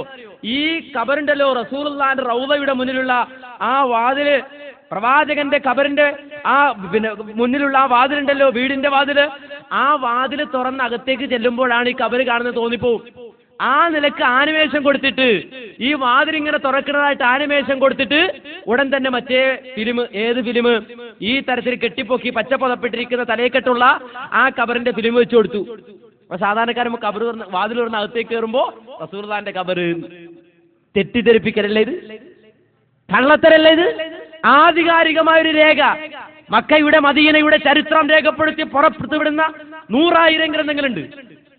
100,000 ഗ്രന്ഥങ്ങളെ. മക്ക, മദീന ചരിത്രം, അതിന്റെ പള്ളി നിർമ്മാണം, അതിന്റെ വീട് നിർമ്മാണം, അതുപോലെ തന്നെ അതിന്റെ പരിസര വികസനം, ഇതുമായി ബന്ധപ്പെട്ട് വിശദീകരിക്കുന്ന എത്രയോ ഗ്രന്ഥങ്ങൾ പുറത്തു വരുന്നുണ്ട്. ആധികാരികമായിട്ട് ഏതെങ്കിലും ഒരെണ്ണത്തിൽ ഈ ചിത്രം കൊടുത്തായിട്ട് നിങ്ങൾക്ക് കാണാൻ പറ്റുമോ? ഇങ്ങനെ ദുർവ്യാഖ്യാനം നടത്തിക്കൊണ്ടാണ് മൂപ്പരിനെ പോകുന്നത്. ഇതൊന്ന്. രണ്ടാമതായി പിന്നെ പറഞ്ഞത് അറിയോ? ആദ്യം അവിടെ കവിതകൾ എഴുതി വെച്ചിട്ടുണ്ട്. എന്തിനാ ഇത് പറയുന്നത്? റസൂലുള്ളാഹിന്റെ ഖബറടിക്ക പോലും ഇതുണ്ട്. അപ്പൊ നമ്മെ സംബന്ധിച്ചിടത്തോളം ഇത് പണ്ട് മുതലേ ഉള്ളതാണ്, ദീനിൽ അംഗീകരിക്കപ്പെട്ടതാണ്, അത് സ്വീകരിക്കപ്പെടേണ്ടെന്ന് പറയാനല്ലേ നിങ്ങൾ ഇത് പറഞ്ഞത്? എങ്കിൽ എപ്പോഴാ പദ്യം എഴുതിയെന്ന് ഈ പേരോടിനറിയോ? ആ പദ്യേ അത് ഒരാൾ എഴുതിയതാണല്ലോ, ഒരു പാട്ട് എഴുതിയതാണല്ലോ. ആ പാട്ട് എഴുതിയിട്ട് എത്ര കൊല്ലായെന്നറിയോ? ഞാൻ പറയണ്ട, തെരഞ്ഞെടുക്കപ്പെട്ട സ്വലാത്തുകൾ. ആരായി പുസ്തകം എഴുതിയത്? പാറന്നൂർ PP മുഹീദ്ദീൻ കുട്ടി മുസ്ലിയാർ. പാറന്നൂർ മുഹീദ്ദീൻ കുട്ടി മുസ്ലിയാർ എഴുതിയ പുസ്തകമായത്. ആ പുസ്തകത്തിന്റെ 57-ാമത്തെ പേജിൽ പറയുന്നു, നബി സല്ലല്ലാഹു അലൈഹി വസല്ലമയുടെ വീടിന് മുകളിലുള്ള ബൈത്ത്. ഇവര് പറയുമ്പോ ഖബറ് മക്ബറ ജാറം എന്നയാൾ പറയുന്നത്. റസൂലുള്ളാഹിയെ ഖബറടക്കിയത് വീട്ടിലാ. ആ വീട്ടിൽ ഖബറടക്കി ആ വീടിന്റെ മുകളിൽ എഴുതി വെച്ച ബൈത്ത്. വീടിന്റെ മുകളിലാ ബൈത്ത് വെച്ചിരുന്നത്, ഖബറിന്റെ മുകളിലല്ല. എന്താ ബൈത്ത് എന്നറിയോ? ഈ ബൈത്ത് ആരെഴുതിയറിയോ? ഹിജ്റ 1191. എപ്പോഴാ? ഹിജ്റ 1191 Sultan Abdul Hamid Khan bin Sultan Ahmad Khan ഉണ്ടാക്കിയ ഈ കവിതയുടെ മഹത്വം കൊണ്ട് നബി സല്ലല്ലാഹു അലൈഹി വസല്ലമയുടെ വീടിന് മുകളിൽ ഇത് കൊത്തിവെക്കപ്പെട്ടു. ഈ കവിത എഴുതിയിട്ട് എത്ര കൊല്ലായി? 1191. 1191. 300 കൊല്ലം പോലും ആയില്ല കവിത എഴുതിയിട്ടേ. ഈ കവിത എഴുതിയിട്ട് നിങ്ങൾ മനസ്സിലാക്കണം, ഇങ്ങനെ പാട്ട് പാടിയിട്ട് ഈണത്തിൽ എന്നൊക്കെ കേൾപ്പിച്ചിങ്ങനെ റൈസ് ഇങ്ങനെ വണ്ടിക്ക് റൈസ് കൂട്ടണ പോലെ ആക്സിഡേറ്റ് ഓടുന്ന പോലെ ഇങ്ങനെയൊക്കെ മൂപ്പിച്ചൊക്കെ പറഞ്ഞിട്ട് ഇങ്ങനെ ആൾക്കാരെ വിരളി പിടിപ്പിക്കാണ്. ആരെ എഴുതിയത്? 1191. പോട്ടെ, 191 അങ്ങോട്ട് മാറ്റി വെക്കും. ബാക്കി റസൂലുള്ള വന്നു പോയിട്ട് എത്ര കൊല്ലായി? 1400 കൊല്ലായില്ലേ? 1400 കൊല്ലം മുത്തനബി വന്നിട്ട്. പക്ഷേ 1000 കൊല്ലം അതവിടെ ഉണ്ടായില്ല. 1000 കൊല്ലം ആ പദ്യം ഇവിടെ ഉണ്ടായില്ല. സ്വഹാബത്ത് താബിഈങ്ങൾ പോയിട്ട് ഇങ്ങോട്ട് 1000 കൊല്ലം ഇവിടെ ജീവിച്ച മഹത്തുക്കൾക്ക് ആ കവിത വായിക്കാൻ പറ്റിയില്ല. 1191 കൊല്ലം ഈ ലോകത്ത് ജീവിച്ച മദീന സന്ദർശിച്ച ഒരു മനുഷ്യനും അവിടെ അങ്ങനെ ഒരു പദ്യം കാണാൻ പറ്റില്ല. അങ്ങനെ ഒരു പദ്യം അവിടെ എഴുതിയിട്ടില്ല. അങ്ങനെ പദ്യം എഴുതിയ ആളില്ല. അങ്ങനെ ഒരു പദ്യം അവിടെ രേഖപ്പെടുത്തിയിട്ടില്ല. 679 വരെ കുബ്ബയില്ല. റസൂലുള്ളാഹിന്റെ ഖബറിന് മുകളിൽ കുബ്ബയില്ല. 700 കൊല്ലം 600 ചുല്ലാൻ 650 ചുല്ലാനും കൊല്ലം കഴിഞ്ഞപ്പോഴാണ് ഒരു ഭരണാധികാരി വന്നപ്പോ കുബ്ബ ഉണ്ടാക്കി വെച്ചു. നിങ്ങൾ ആലോചിക്കണം, 1191 ഒരു സുൽത്താൻ, ഒരു രാജാവ് എഴുതിയ ഒരു കവിത. ആ രാജാവ് കവിത കൊണ്ടുപോയി റസൂലുള്ളാഹിന്റെ വീടിന്റെ വാതിക്കൽ എഴുതി വെച്ചു. അപ്പൊ വീട് എന്നുള്ളത് മാറ്റി ജാറം. ആ ജാറത്തിൽ എങ്ങനെ എഴുതി വെച്ചു? യമന്തഫജ്ജറത്തിൽ അൻഹാറു നാബിഅതൻ മിൻ ഇസ്ബാഇഹി ഫറവൽ ജൈശ ദൽ അദദി. ഇങ്ങനെ നീട്ടിയൊക്കെ പാട്ട് പാടിയിട്ട് ആൾക്കാരൊക്കെ വിചാരിക്കും എന്തോ വലിയ കാര്യം ഇവിടെ എഴുതി വെച്ചിട്ടുണ്ടെന്നാ. നിങ്ങളെ കൊണ്ട് നിങ്ങൾക്ക് മറുപടി പറയും. ആരാ എഴുതിയത്? 1191. ആരാ ഇത് പറഞ്ഞത്? പാറന്നൂർ PP മുഹീദ്ദീൻ കുട്ടി മുസ്ലിയാർ. ഇയാൾ ഇത് ഇങ്ങനെ എല്ലായിടത്തും ഇങ്ങനെ ഇപ്പൊ ഇവിടെ മറുപടി പറഞ്ഞാലും പിന്നെയും പറയും. അപ്പുറത്ത് പോയിട്ട് വേറൊന്ന് പറയും അല്ലേ? ഇങ്ങനെ ദുർവ്യാഖ്യാനം നടത്തി കള്ളത്തരം പറഞ്ഞിട്ട് നടക്കുക. പ്രവാചകന്റെ ഖബറിന്റെ മുകളിൽ കുബ്ബ ഉണ്ടായിട്ട് സാബികൾ തീർത്തില്ല. കള്ളം പറഞ്ഞു നടക്കുക അല്ലേ? ഈ നിലക്കലെ ദുർവ്യാഖ്യാനം. സഹാബിയുടെ കാലത്ത് കുബ്ബയുണ്ടോ? താബിയുടെ കാലത്ത് കുബ്ബയുണ്ടോ? ഇല്ല. താബിയുടെ കുബ്ബയില്ല. 600 ചില്ലാനും കൊല്ലം കഴിഞ്ഞു. പദ്യമുണ്ടോ ഈ അടുത്ത് വരെ? 1191 വരെ പദ്യമുണ്ടോ? പദ്യമില്ല. ഓരോ ഭരണാധികാരികൾ മാറി വരുമ്പോ അവരെന്തെങ്കിലും തണ്ടിത്തം പ്രവർത്തിച്ചാൽ അത് ഇസ്ലാമിൽ രേഖയല്ല, ദീനിൽ രേഖയല്ല. നിങ്ങളത് മനസ്സിലാക്കണം.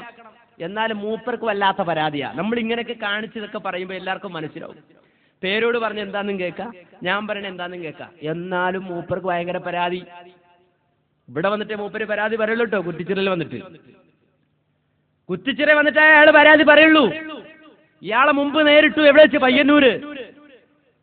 അതുപോലെ തന്നെ പിന്നെ തരുവണ, വയനാട്, എറണാകുളം, അവിടെയൊക്കെ വെച്ച് നമ്മൾ ഇതുപോലെ തന്നെ പരിപാടി നടത്തി. പേരോടിന് മറുപടിയായിട്ട് ഇയാളില്ലാത്ത ആയത്തോതി, ഖുർആനിലില്ലാത്ത ആയത്തോതി. പേരോട് അബ്ദുറഹ്മാൻ സഖാഫി കയ്യോടെ പിടിച്ചു പയ്യന്നൂരിന്ന്.